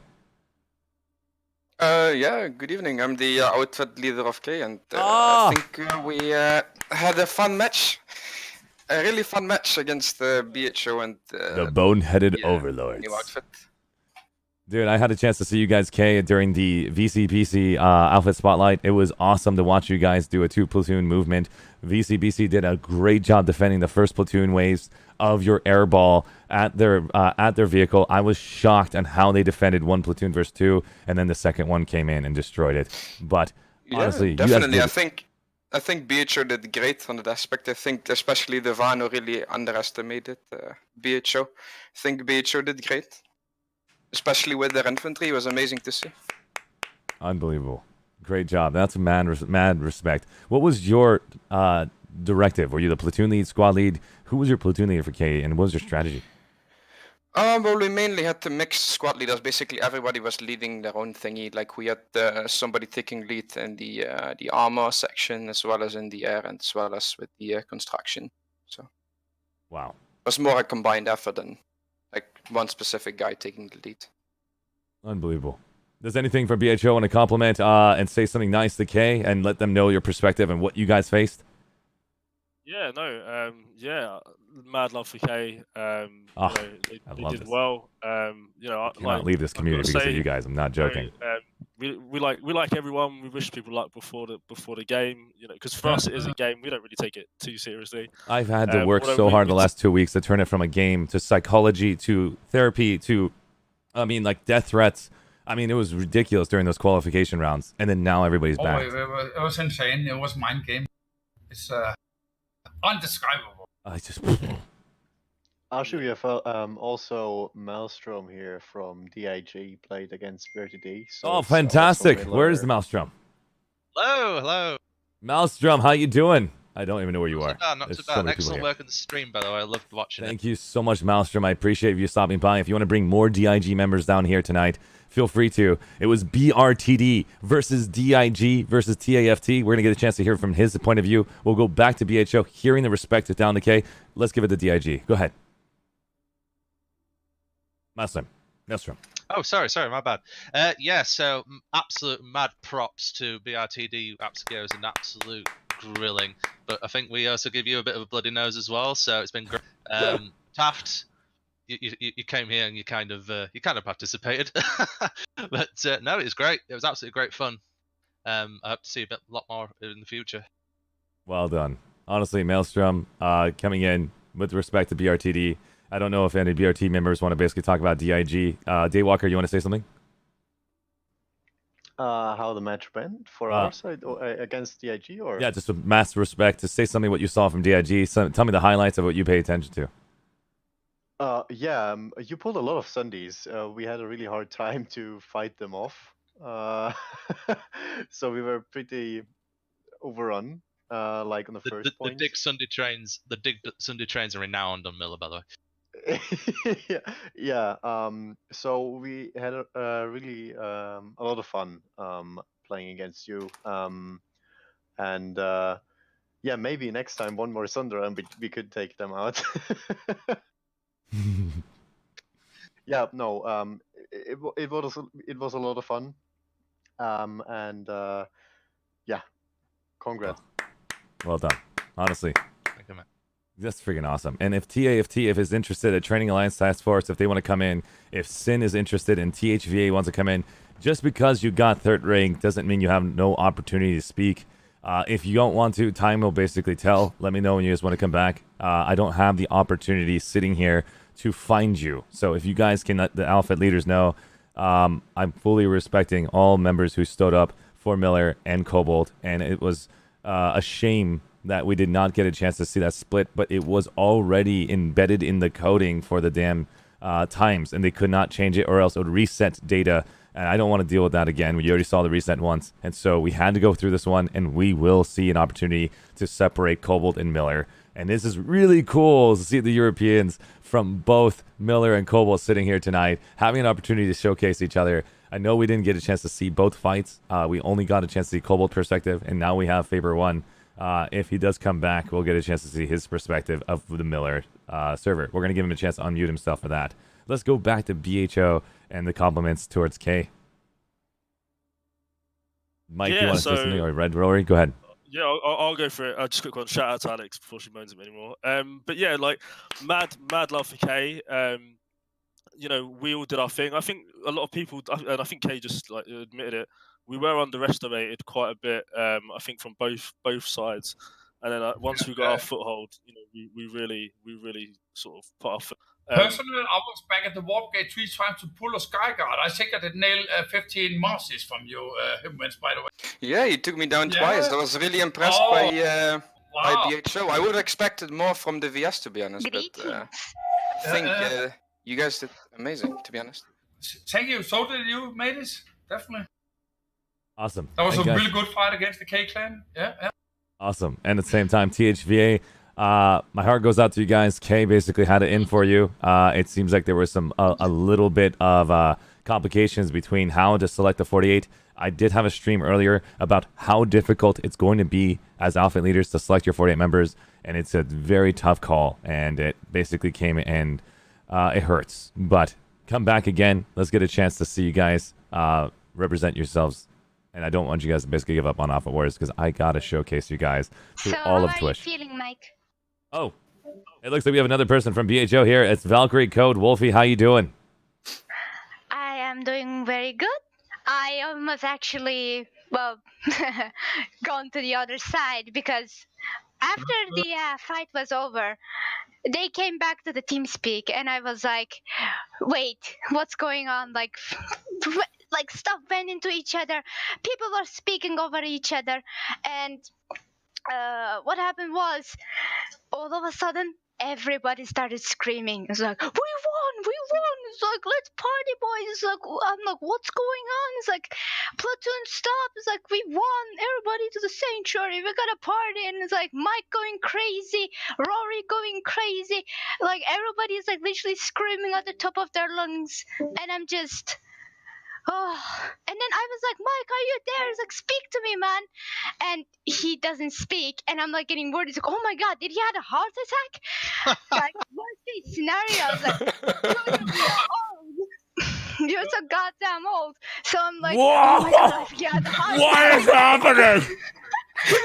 Oh my God.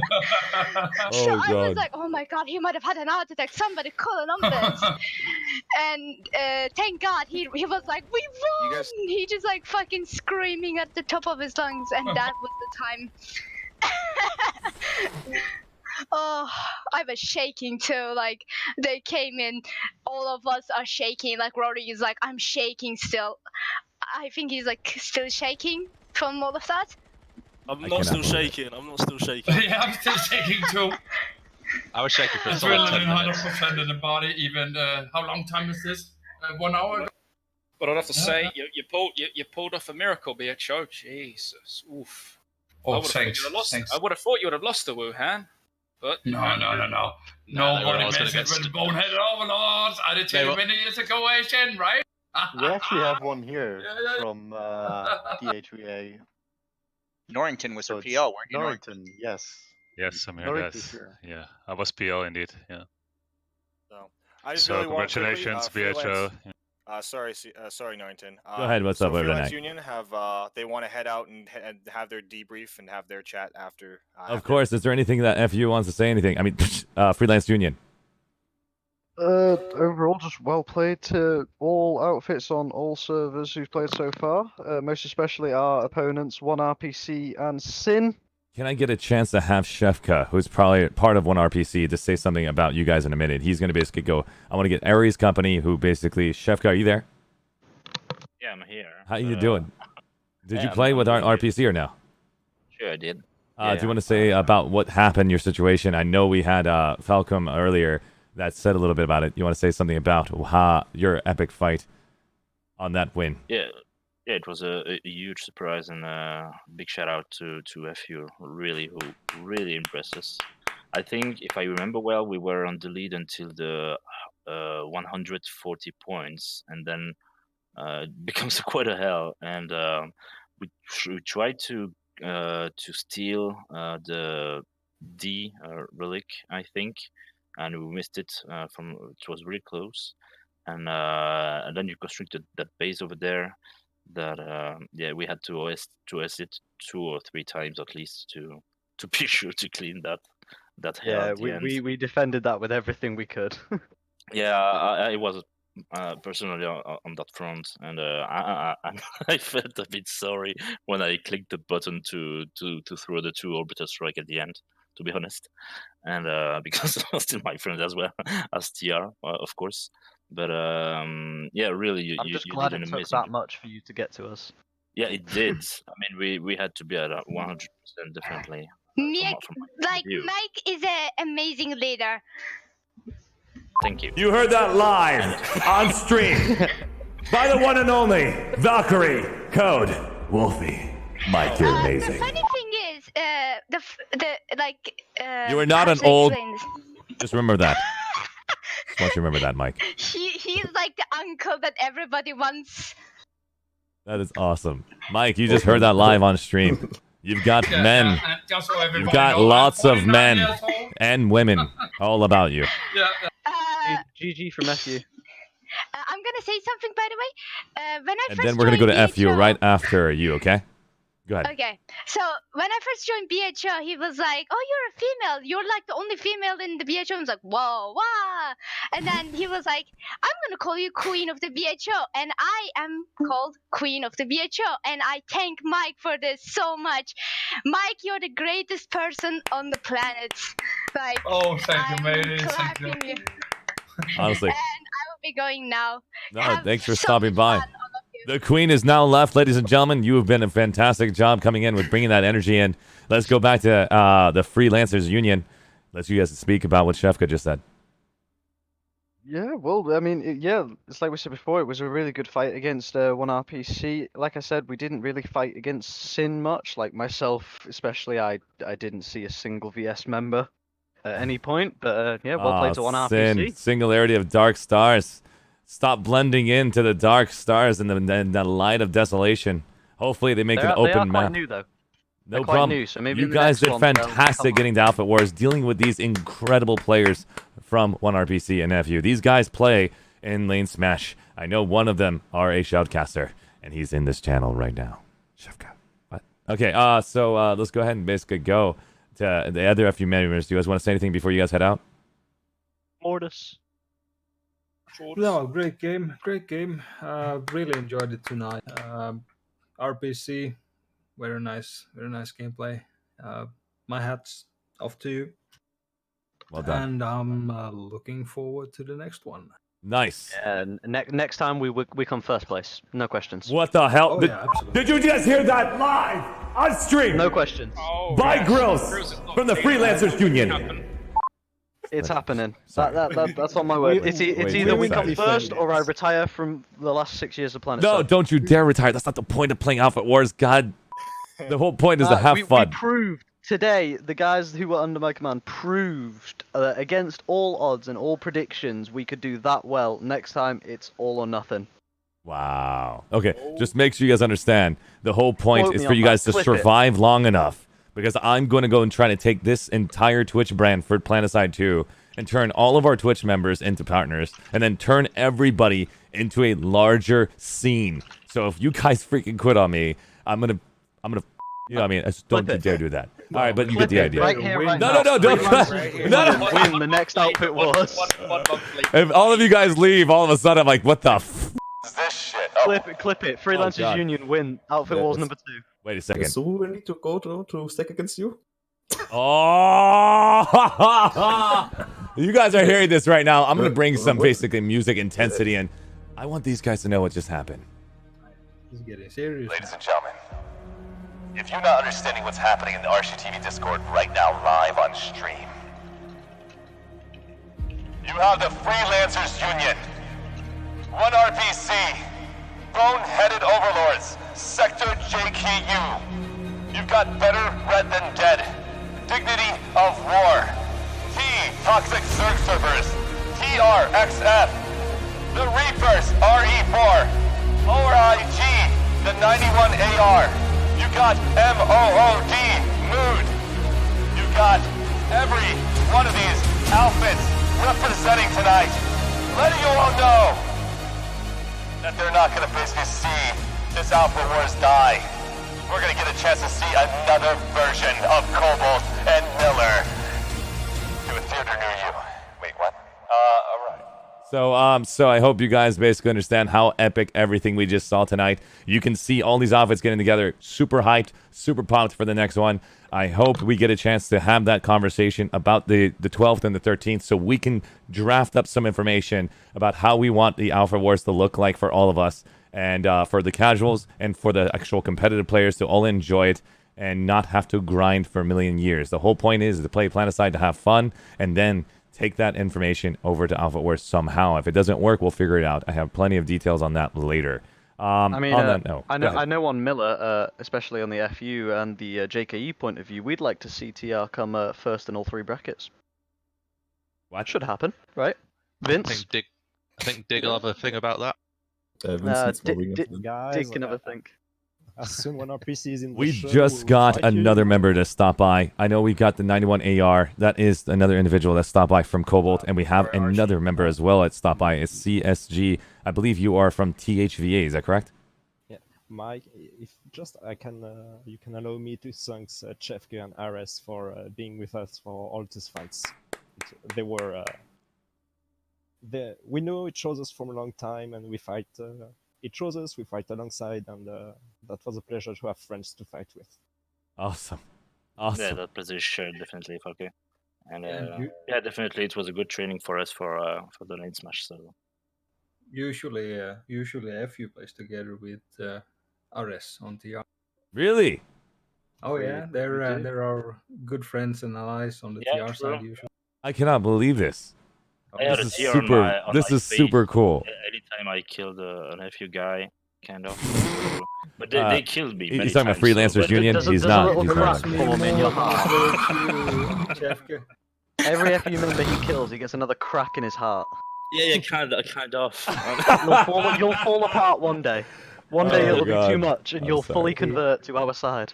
Yeah, He immediately sent me a comforting message after. I'm sorry. This is unbelievable. Canadian on. Unbelievable. Let's give these guys another chance. All right, now I have got CSG Norrington, and we also have another individual from 91 AR. Let's give it to 91 AR, who's been so patient waiting for their turn. It's can you please say your name? Nerfov. Thank you so much. I was about to say something completely off. Go ahead. I just butchered. I'm the butcher of the names. If you did not know that, Planetside. Go ahead. You can pronounce it how you want. So No, I'm I Nerfav, I'm a player from the outfit Origin. So Origin wasn't in the outfit war, and I wanted to discover Desolation and have some experience from the outfit war. So I decided to play for 1901 Air, which is an outfit on NC Cobalt, new conglomerate Cobalt on the gold bracket, 1901 Air. So There they are right there, Uh, guys, for the new conglomerate. And they win against So, Zerg Russ and Toxic Zerg servers. How was that? How was the feeling of fighting against Toxic Zerg servers with that air dominance, the incredible intensity? We've got team members still here tonight. Tell me something positive about these guys. We can talk like on Reddit. Well, we knew we would lose. So from the get-go, everyone on Discord was saying that, well, we are playing for fun, we're going to lose anyway. So there was a lot of energy on the Discord. So it's great to see. Like 1901 AR is not like an elite outfit, so you have a lot of beginners and other casual players. But it was a very, very energetic, very enthusiastic to play the game. And like 20 players on the channel pushing for against Stefanus was pretty fun. Even if we got pushed back again and again. So what we try to do, personally, what I try to do was to first spawn points, taking a router and flying to the point and trying to get the point flipped to try to push and put the T on the defensive, even if we are going to lose.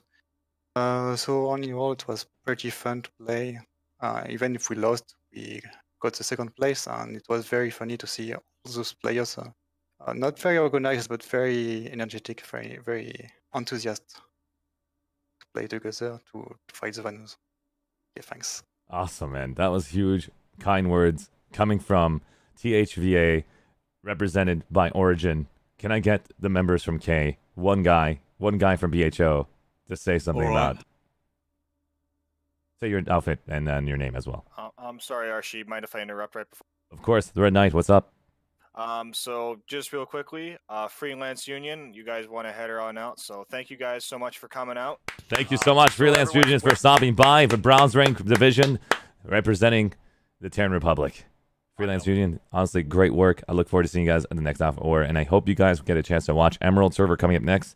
I'll be representing it as one of the main casters with Winter Gaming, and then we also have a surprise for Connery. If you guys are awake for it, I'm going to do something very unique that you guys probably haven't seen before. If you have, let me know in the comments below. I mean, not below. I mean, over here. I'm just used to saying that. I'll probably be there. All right. Thank you so much, Grills. Thank you so much, Mortis, for stopping by. You guys were awesome. Thank you, Archie. It's been good. GG to everyone one final time, and see you all on our access. GG, guys. Awesome. GG. See you next time. See you. Adios. Araxis. Have a good I'm just kidding. I'm making stuff up. I can't use that comment. All right. So let's go to the next individual. We have Origin basically just represented THVA. We have K over here tonight. Let's get an opinion from a K member. We got Runic Raven. You want to say something basically about the situation? Yeah, I just want to thank Mike for the amazing gameplay. Mike, you're a fucking Mike, you're a legend. Yeah. I'm sorry about that. Mike, you're a legend. I want to thank you. Thank you, mate. I almost, made a oopsie. But anyway, thank you, Mike. Appreciate it, man. Awesome. Good fight. And so right now, THVA basically showed up to that fight, and you just give a thank you to I Mike. want to say something before I forget it, if you allow me. Actually, Of course, Mike. Go ahead. This is your gold packet. You deserve it. also a legend. I did recruit Red Rory in Planetside 1 back in 2003. He was 11 years old, mateys. 11 years old. He just stayed with the BSO clan for 5 years. Then I was out of Planetside 1 for 5 years. Then we did return in 2016. So we're only 4 years old in Planetside 2. Ladies and gentlemen, So you just heard they invite 11-year-olds into their outfit. And at the same time, they're like, Mom, can I get it? Mike said I can play with him. Is it okay? Yes. Okay. So how did he, at 11 years old, not have a squeaky voice, not have the ability? He Now represented he's 20 himself. Now Red Rory is 28 years old. Red Rory. Rory, talk to that, How are you such an adult at 11 years old? I don't understand it. What did you do at 11 to not get kicked? Because typically, you guys troll 9 times out of 10 at 11. Do you know what? I didn't speak much. But I think my balls dropped to 10. So I think that's probably why. Sorry. We're only on stream. It's okay. He's talking about basketballs. All right, so that's okay. And so thank you, Red Rory, and awesome Mike for basically having such a great pact and relationships basically all across communities. Gaming communities basically are, I guess, quote unquote, frowned upon by society because they think that we don't really have the opportunity to learn and grow from each other. We just play too many games. And I'm sitting here every single day trying to preach to those parents, trying to preach to those individuals out there that you can gain so much knowledge, respect in your community. Plus, it gives you confidence, and it also gives you, like me, all of the stuff you guys see right here. It came from Planetside 2 in 2012 and all the way to 2015. I met a lot of people on Planetside 2. I was a Zerg fit. I ran 5 platoons, probably because of the way I spoke, because I would say, everyone take their...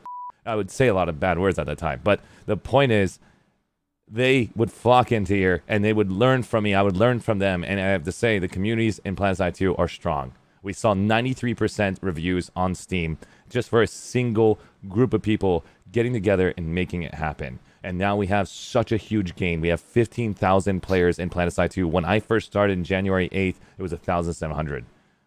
Unbelievable. Can I just say something to that? Please, sir? this is from Mailstorm26 DIG. What's up, buddy?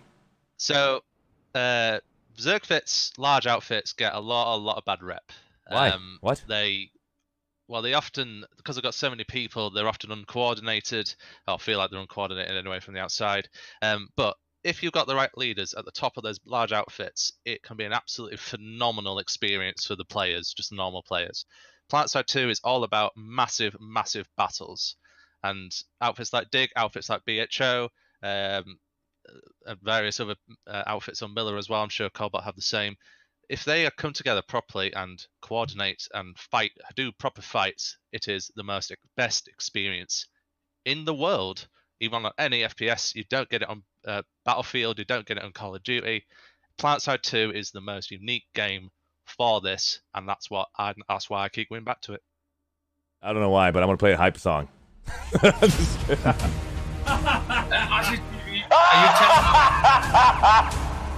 that?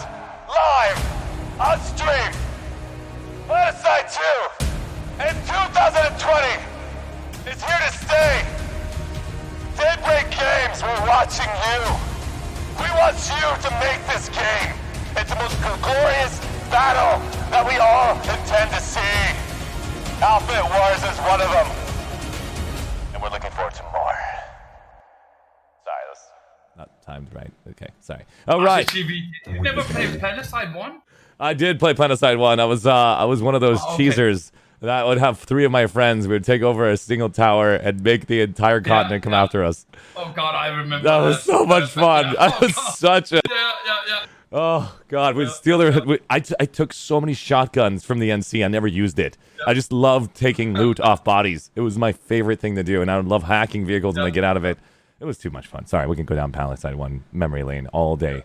Okay, let's not start on that then. No. I just love Planetside franchise, guys, honestly, and it's so much fun to be here. So we have another outfit. I want to make sure I basically give respect over to them because they stopped by. Where are they? It went from CSG Norrington.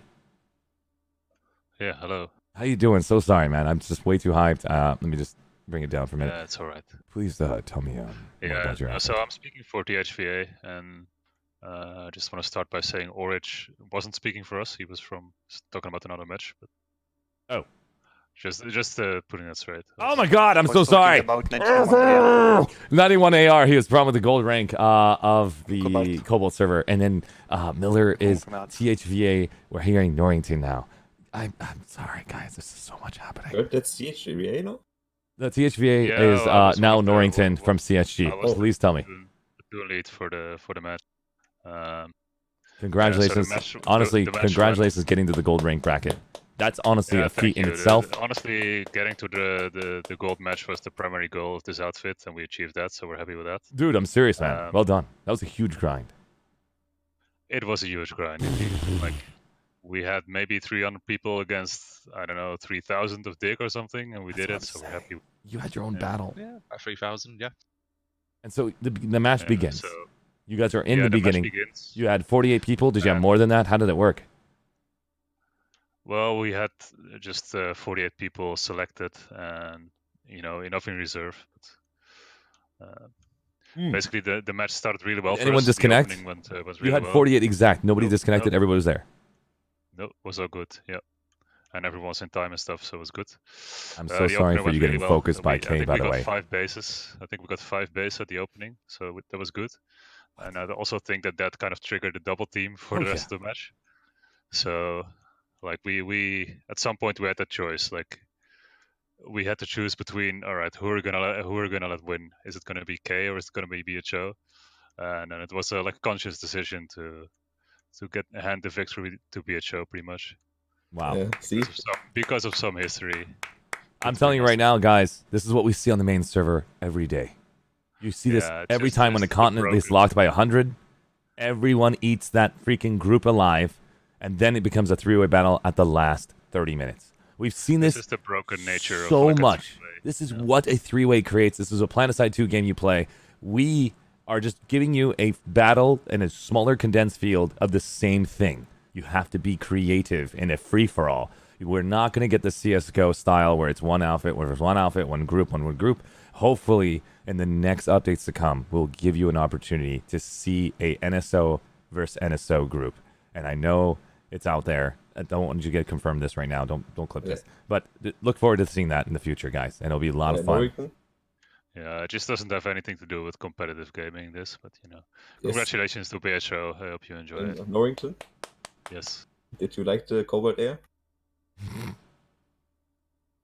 What is Cobalt Our Air? squad did really well, actually. So, that we felt like we won there. But What does Cobalt Air mean? Help me understand what that means. Because I'm looking right now. I think I'm on the Miller server right now, right? Yes, basically means that their entire platoon was ringers. Oh, very cool, very cool. 20 people. You said it like before. 30 people, I would say. Very, very cool. But hey, basically, guys, if you take any ringers at all, it's basically you got ringers. It doesn't matter if it's 20, if it's basically 10. You brought in some good players. And so that is freaking awesome to see the connections between servers. Right. Very, very cool. And so, Norrington, That was a tough, basically, call to take 5 bases, man. You literally just activated a continent alert with the 5 base takeover, if you did not know that subconsciously. And that's what created that double team, and they just consistently attacked you throughout the entire design. That's hurts. But are you guys interested in doing Alpha Wars again? Well, the Not with THV existing. outfit won't, because we'll be disbanding pretty much after this. Got it. So new outfit Maybe name wasn't a if bug. you're- It was actually just, you just put new outfit name. Well, the story about that is that sort of customer support renamed their outfit, and like most things in the game, that bugs out things. Very, very cool. Okay, so I was wondering what was going on when I had to read the list. When I did a couple of call-outs to THVA, I was like, what's going on? The new outfit name. That's a pretty cool design. But Skip to that, it's fine, yeah. massive respect to you, Norrington, for coming in and basically giving a chance to respect PHO and K for that epic fight on gold. Can I get Faber One to go and comment about their server that he had a chance to watch? He was your shoutcaster. And Faber Well, of One, course, the Vanu was playing really well in the start. There was I think you guys had air superiority. But Yeah, of course, yeah, I don't know where it went wrong. Yeah. The double team. You and that's K what's just wrong. exactly. That was the biggest issue you guys had. You played well with the 48 guys you had. I don't have much to add actually. No worries. It's very tough to basically see what I saw on Alpha Wars. I had a chance to do Soul Tech, and the whole time I was just stuck in the map view because I didn't really know what the heck's happening. I cannot see dots. I cannot see any mini map movement, and I had to press Q on a lot of people, and so it was kind of annoying being a camera. But I got better at this one for Cobalt, and I'm gonna get better for Emerald and get better for Connery. I really appreciate all of you guys stopping by and giving me an opportunity to shoutcast all of you, and I'm looking forward to doing more of it. I'm looking forward to getting to learn from Farah, getting a chance to learn more from the Lane Smash and Community Smash and PSB, all those guys who basically spend a lot of effort and time. I also want to give a little personal shout out to Alpha 141 for giving me the ability to do the most epic abilities with this controller on the Observer Cam. One of our awesome cinematographers for Planetside 2. And want to give a shout out to the other streamers that are going to be coming up next. That means Commander Sirius, and also Kamikaze is going to be coming up next for Connery, and Winter Gaming for Emerald, and he's going to be co-casted with some other people as well. Is there anybody else in this entire list that I did not? Oh, yes, I did. TAFT and TRXF. Let's go to Lulshoot. Are you there? Yeah, hello. How you doing, buddy? I'm doing great. How are you? Doing fantastic, buddy. Tell me more about your situation. You are TRXF. Were you part of which event? I was part of the Outfit Wars on Cobalt. We were fighting against the Aurexia Minutemen and Trident. Auraxium Minutemen and Trident. Where is that? Cobalt.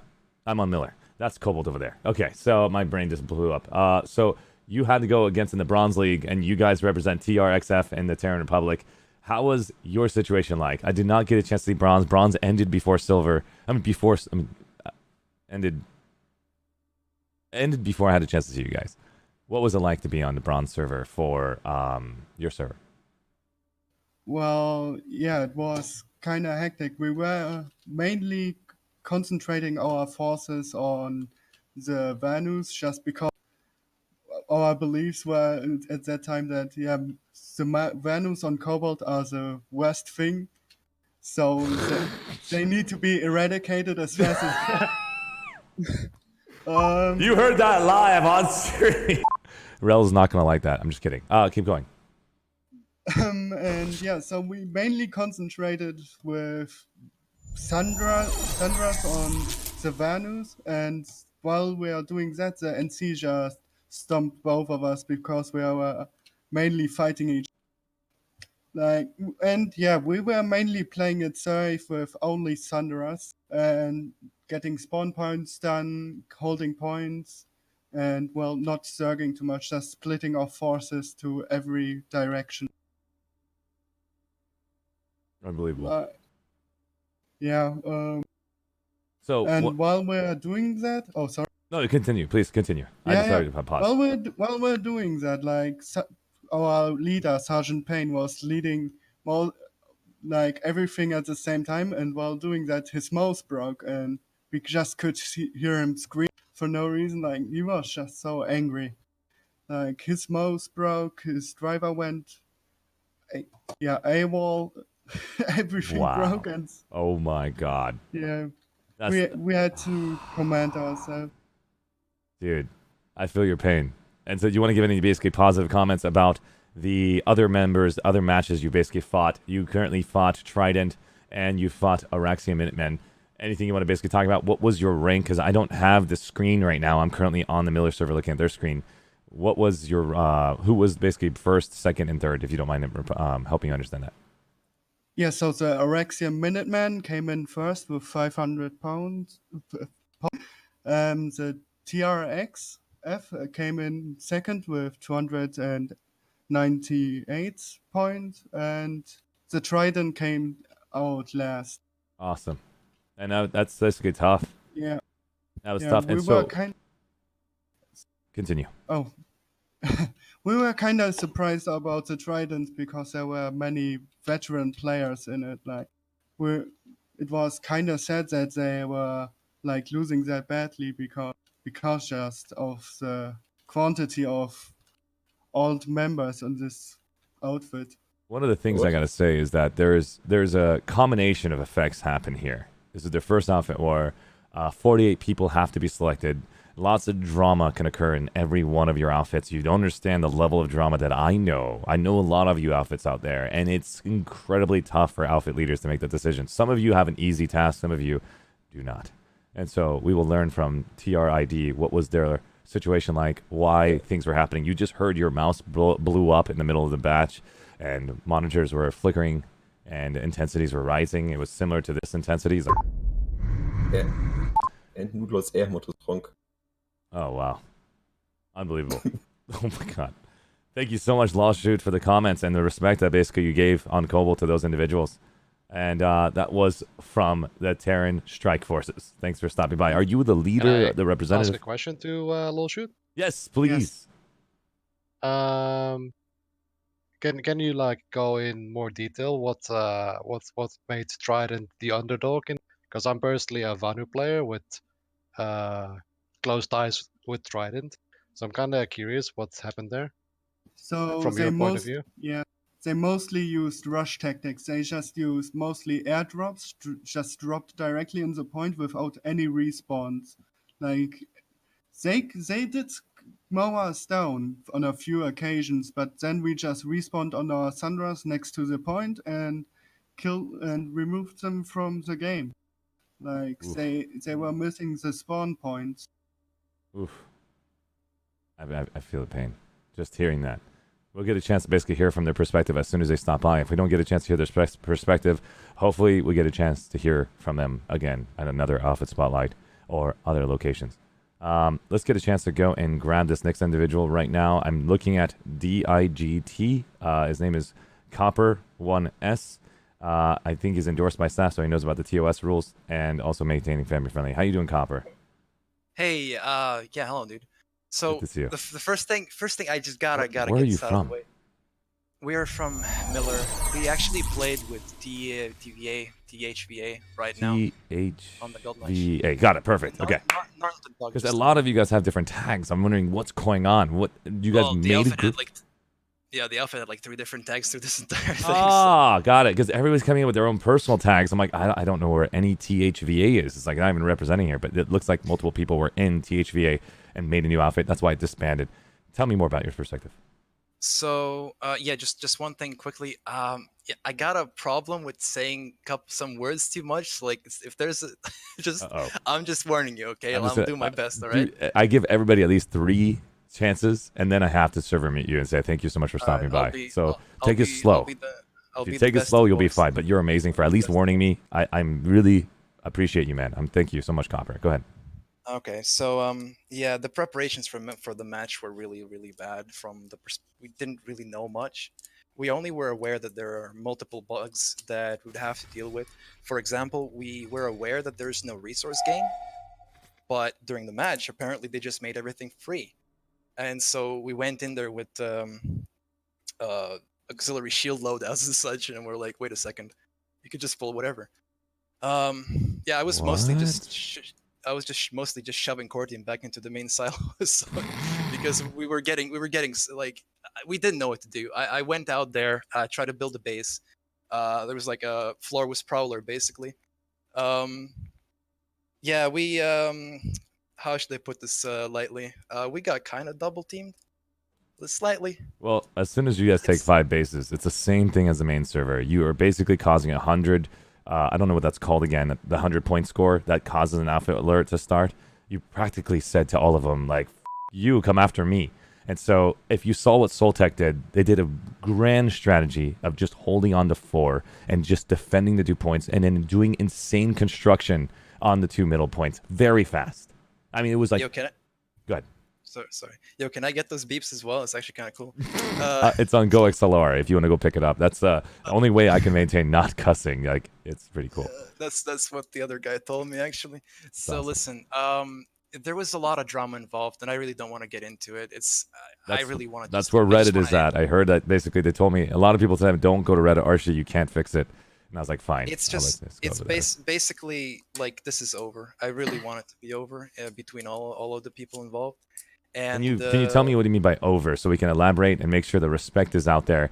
I know that your server is different than the other servers. The other servers on Connery almost killed each other. It was the point where like they wanted to find each other's families and rip them apart. It was really? that bad. So I don't know what yours was like, but I'm from Connery, Maine, and I'm also involved in Emerald and the intensities that happened there. So you guys went through intensity too as well. I know the game's similar. So you guys also basically did things you probably are not proud of, and now you want to basically fix things. But remember one thing: if your reputation doesn't just come back very quickly. So I want you to understand, you can get an F grade, but to go back to A takes time. So if you maintain respect, step of the way, and you don't go and right away basically represent a negative statement and online 2 minutes later, you can't be trusted. So you coming in right now, being that level of respect, I think you've got it. Go ahead. Yeah, we actually did our best to try and avoid any like bannable behavior during the qualifications and such, like ammo pack stat padding and such. We did have a sizable outfit. There were instances, and they were removed pretty swiftly.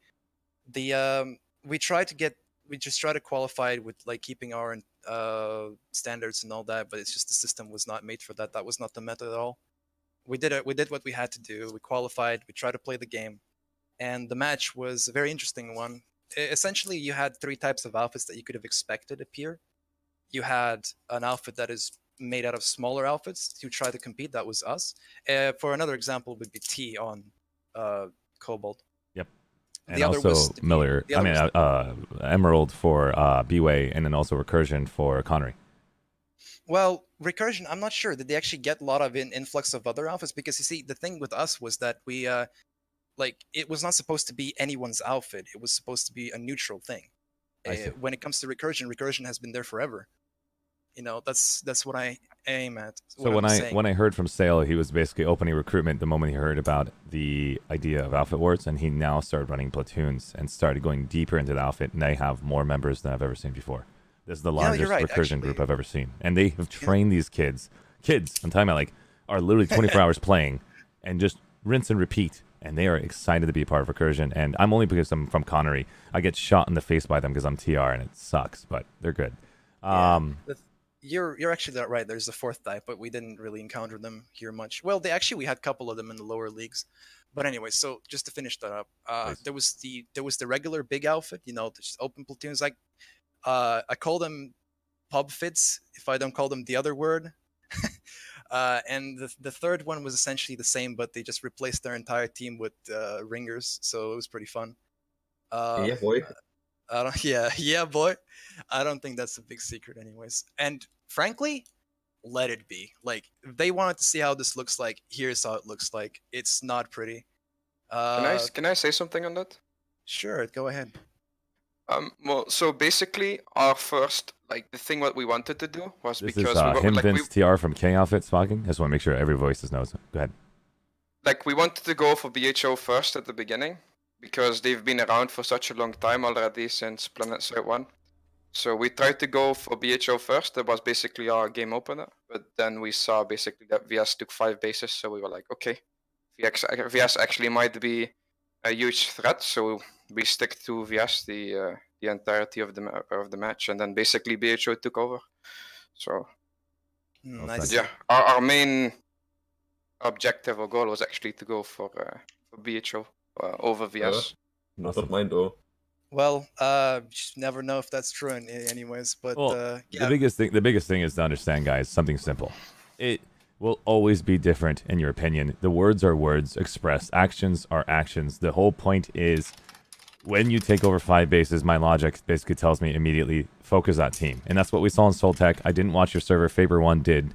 And he will give you guys all that intel through his video. Get a chance to check out his VOD. He is currently on Faber1, listed down here below. You will get a chance to see all of that live from his server cam. And we'll get all of those details in. It doesn't matter if you got double teamed or not. That's what's part of this game. Look forward to those exceptional matches organized by PSB, organized by Community Smash, organized by Lane Smash if you want the one-on-ones. We will get an opportunity from RPG to create one-on-ones in the future if you guys really basically maintain the community at the positive and respectful level that I've seen you guys do.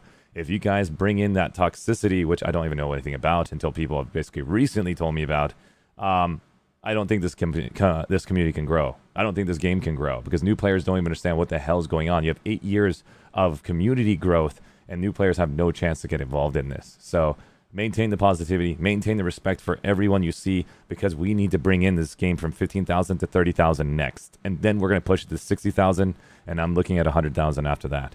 I'm not joking. This game is going to keep growing. And as long as you guys maintain that level of positivity, it will continuously get developer movement. It's because of the respect you guys give to them on Twitter, not giving developers such a hard time so they can focus on product and listen to your voices. And thanks, guys. I really want to say that. So, Copper, you want to basically add anything before we move to the next person? I guess I don't have much time to add more. I would like to add one more thing because you mentioned that you felt bad about certain parts of the qualification phase, but as I see it, you only used the tools that the game provided you. So I don't think you guys should be feeling bad right now. You created kind of the first Aphid alliance on Vanu Miller. That is something cool as well. So enjoy it as well, I would say. That's huge props to you guys, honestly. You guys got many alphas together and you guys basically showed up in gold. Let me make a comment on that. This is a bad excuse, I think. There are a lot of things in this game that are genuinely toxic to do to other players. And it's just, you cannot expect the game devs to be able to build the perfect game. At some point, people have to take it in their own hands and think, okay, maybe we shouldn't, go 3 a.m. banishing people's sunders or something like that, It's like, they should look at this and be like, okay, how about we make the systems that would what's the word? Desensitize, yes. You're right. Whatever, this kind Example, of why only 10 hours a day instead of 24 hours. Only Exactly. 10 hours a day where you can capture the goddamn points. Yeah, right. You can see what humanity can do together with COVID-19. All of us are together right now. Let's go, Mike. Thank you, Mike, so much. Yeah, but That's very right what you're talking about. Listen, guys, there's only so much, like you said, that the RPG can do, but you saw what humanity did together. We're all in quarantine together. We're all respecting each other. We're all washing each other's hands. We don't want to see any more of our friends, parents, grandparents die anymore. I'm not joking. It sucks, but we can make it happen. But the moment you get tickled, the moment that you get poked, it's not about just poking back. I have sat here, guys, in a Twitch streaming position, and I had people use racist terms on this channel. Am I going to go and basically blow up and basically not stream anymore? No, that's not going to stop me. I don't condone that. But the biggest thing I can tell you right now, Copper's coming in, representing so much. Thank you, Copper, man. I want you to basically continue talking, but we got another event coming up in April. Emerald's coming up next. I didn't eat. I'm going to die if I have to do Emerald and Connery. And so if you guys want to basically finish it up, I want to make sure I gave everyone a chance, and I apologize if I didn't get to everybody. Copper, go ahead and basically take the next 3 minutes, and then I'm going to go and give it to the last 2 minutes, and then we're going to announce the winners who got the epic prize. One epic prize winner, and then there's 10 1,000 Daybreak cash giveaways. We're going to go ahead and announce them on stream right after. Go ahead, Copper. The last thing to say the costs of doing this as well. Given that Maelstrom is here in the chat, I can actually do it. I've said a lot of dumb things. Vince is here already, like, yeah. Anyways, I've said a lot of dumb things to this time, and it's just, like, we had a lot of pressure on us through this entire event because we were the community leads that had to funnel all this toxicity and such through it. As you can probably notice, we have very similar tags, and that's because we were actually part of the same community before that, but this entire system just turned us against each other. We joined up with the other outfit to try and do other outfits to try and qualify, and the only enemy that we really had for the most part was Dig. That was our sister outfit from before, and that sucks. That really sucks that we had to go through this. And I don't know, like, I said some bad things. I don't feel like I deserve anything. What should I say? Copper, man, I'm literally listening to you right now, and from the bottom of my heart, it takes a man to say what you just said. And honestly, I have massive respect for you. I don't know you, but you coming into this stream, maintaining the TOS that I discussed earlier, even telling me that you do speak and you use specific language, and then coming in and telling DIG in your way a very good, deep-hearted apology. Dig, you don't have to accept it right now. Take your time. Understand everybody went through hell on every server. I had FIFA and Dim Giant's army literally go and destroy each other via Discord, and they were basically having the biggest drama fight of all time, and then they met each other in this community and agreed to disagree, and then basically came together and said, you know what, yeah, you're right, we're our mistake.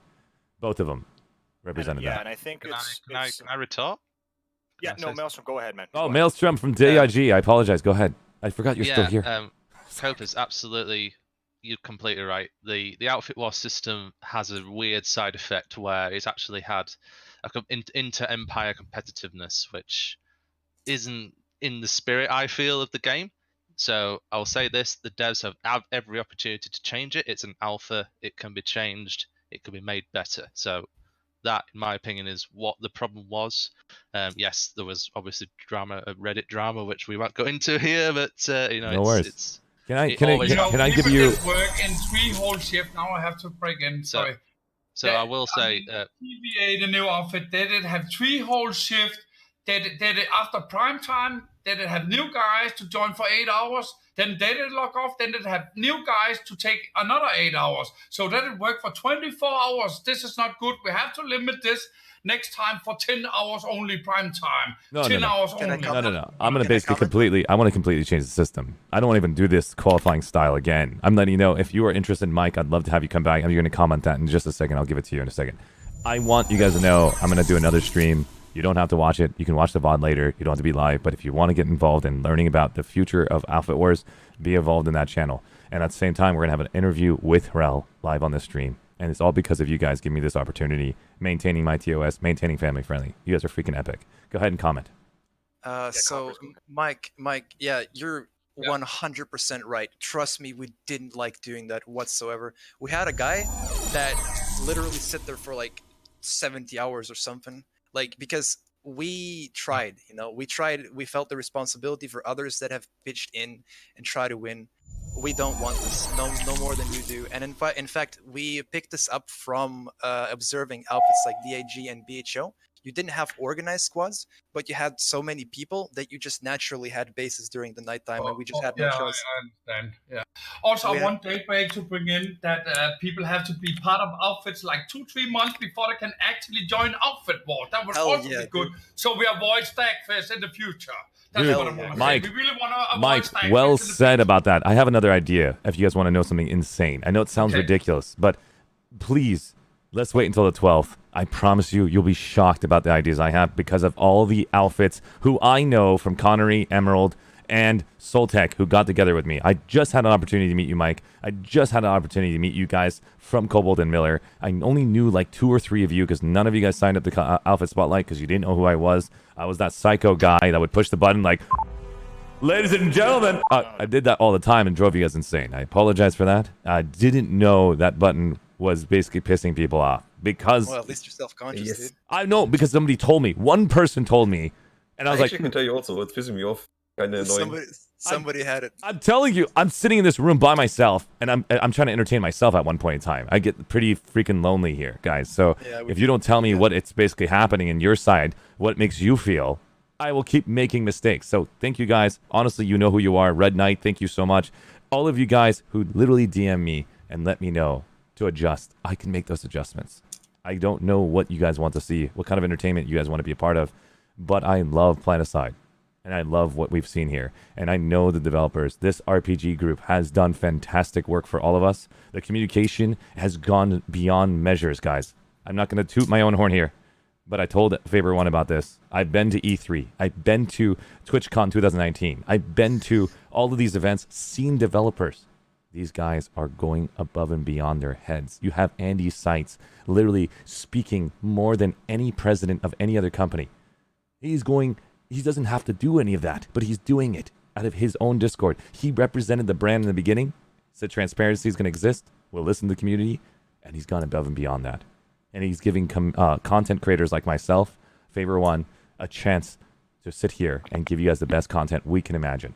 And it's thanks to them for shouting us out on Twitter. Thanks to them for bringing us together to have this community here. And thanks to you guys for listening to my simple rule that I asked for. Now the alert just went off. I want to just honestly say a thank you to the rest of these guys from Outfit Wars right here that are inside this channel. All of you who spoke, I personally must say thank you to you. But I also want to basically bring up the members who stopped by. We have one RPC still here. One thing? Sorry, Go ahead, Mike. Say BHO Mike. Thank you to the Do team. This update is fucking amazing. Thank you, everybody. From the Do team from Planetside 2. Awesome. There we go. Awesome. Can we get the hype train to continue? Can I get people in chat? Everybody in voice chat, say something about RPG real quick. I'm not basically trying to get you like a fan base or train happening. If you guys don't want that, don't plan. Just anybody else I want to say something positive to RPG. Let's end it on a high note. Shout out to RPG. It's about time after 7 years you did something. Well, that's a great shout out. That's a great way. Anybody else? If I may, Archie, please. Things I want to say to RPG team is, I see the game as it was in maybe 2015, 2017, and it's a real pleasure to see it like it is now. But they are on the ridge because we are waiting a lot from them because we love the game very much. We know the game very much for a lot of us. And we are looking forward to see them offer us medium-sized things. I'm looking for one RPC. We are about 15 the team. We were a bit more around 80 with the RS, but without RS, we wouldn't have any chance to reach 48 people for tonight. And there are a lot of teams smaller than us. There are a lot of teams who are trying to build themselves, and they need objective, they need motivation. That's what give one RPC a new motivation to participate. We had a lot of new players to the game. They are on the right way, I think, but they need to think to smaller teams because having 100, 200, thousands of people needs a lot of time, a lot of work to make it work, and all Could I people say just don't Yes. have time I'll to get right do back to you. that. And there are also smaller teams that are very important to the game, and they need objectives, they need things for them, I think. So yes, that was a great job. Misfits. That was a great job. Misfits. They did a Misfits great. 2 squads. Can you start recruiting your own guys? Oh, Mike is coming in with the fierce intensity. That's awesome. Let's go. Alive. We are taking on any recruit. Oh, that's awesome. Start recruit yourself. You guys are awesome. Instead of stealing it by shit talking other offense and try to steal their members. Mike, I have a question for you. No, it's Mike, sad. No, it's everybody sad. in chat loves you. I just want to make sure you know. I don't really know you personally, but I can see the love everybody in chat has for you. Mike, you're a big. Thanks, man. Big love in Miller. It sounds like it. And I can't wait to see more of you. The rest of you guys are in channel, guys. I did not get an opportunity to see you guys. I am screwed. I know personally if I don't announce the winners of the Daybreak Cash Award, if I don't announce the next thing, I have to get a cutoff. We're also going to go and raid one of our streamers in a minute. So don't leave after I do the simple call-outs of the 10 people and the one lucky winner. And give me a minute. Let me raid that person. And I want to see the biggest smile on our content creator, Twitch streamer we all know and love. If you guys don't love him, get a chance to meet one of our streamers, guys, I personally like. And so please be patient. I'm going to click the button now. We're going to announce the 10 awards. And if you did not sign up, feel free to sign up for the Emerald one. We're going to do the same awards, 10 Daybreak Cash and 1 Epic prize bundle. And we'll do it again for Connery. So make sure you guys show up to all of them and sign up again. You can win multiple times. I will not stop the winners from having a chance to win again. All right, we're going to announce the 10 prize winners. My first time using this app. I swear, if this screws up, I'm going to rage quit. So we're going to go ahead and press the draw winners. I hope that's all I do.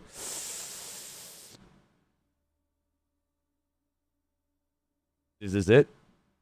Okay, out of 110 people, potential users can win. All right, draw. Oh, God. I'm going to have to put on music for this one, just to make sure that you guys know the intensity. Draw, here it comes. By the way, drawing. we can't see any of this, just so you know. Ladies and gentlemen, the winners, your 10 winners for the Daybreak Cash Awards are Maverick, Tex. The second award winner is Drac UV. The third winner is Ram Stream. The fourth winner is Mikey Spud Foret. The fifth winner is Theo Taher. The sixth winner is Jacob Ronsenthal. The seventh winner is XP Cromwell. The eighth winner is Justin Vetturini. The ninth winner is Shasta Johnson Solos. And the 10th, last but not least, Rebel Ben. Nice job, guys. That was the 10 winners. I'm going to basically make sure you guys check your emails. You've been verified. I'm going to pass you those Daybreak Cash, guys, from DM. You basically message me, and I will give you guys that 1,000 Daybreak Cash. Congratulations to you guys on the winners. Let's go and do the other prize. One prize left, the biggest prize in the pool. Who is going to get this W tonight? I pushed the button again for this one moment. I think that's the one I should push it. We're going to draw the winners. One person gets a win out of 134 potential users. Draw now. And that winner is... Rennick is the best with 5 exclamation marks. Congratulations to you. Well done. Unbelievable. I don't even know who these guys are. This is my first time doing this, and I hope you guys enjoyed the giveaway.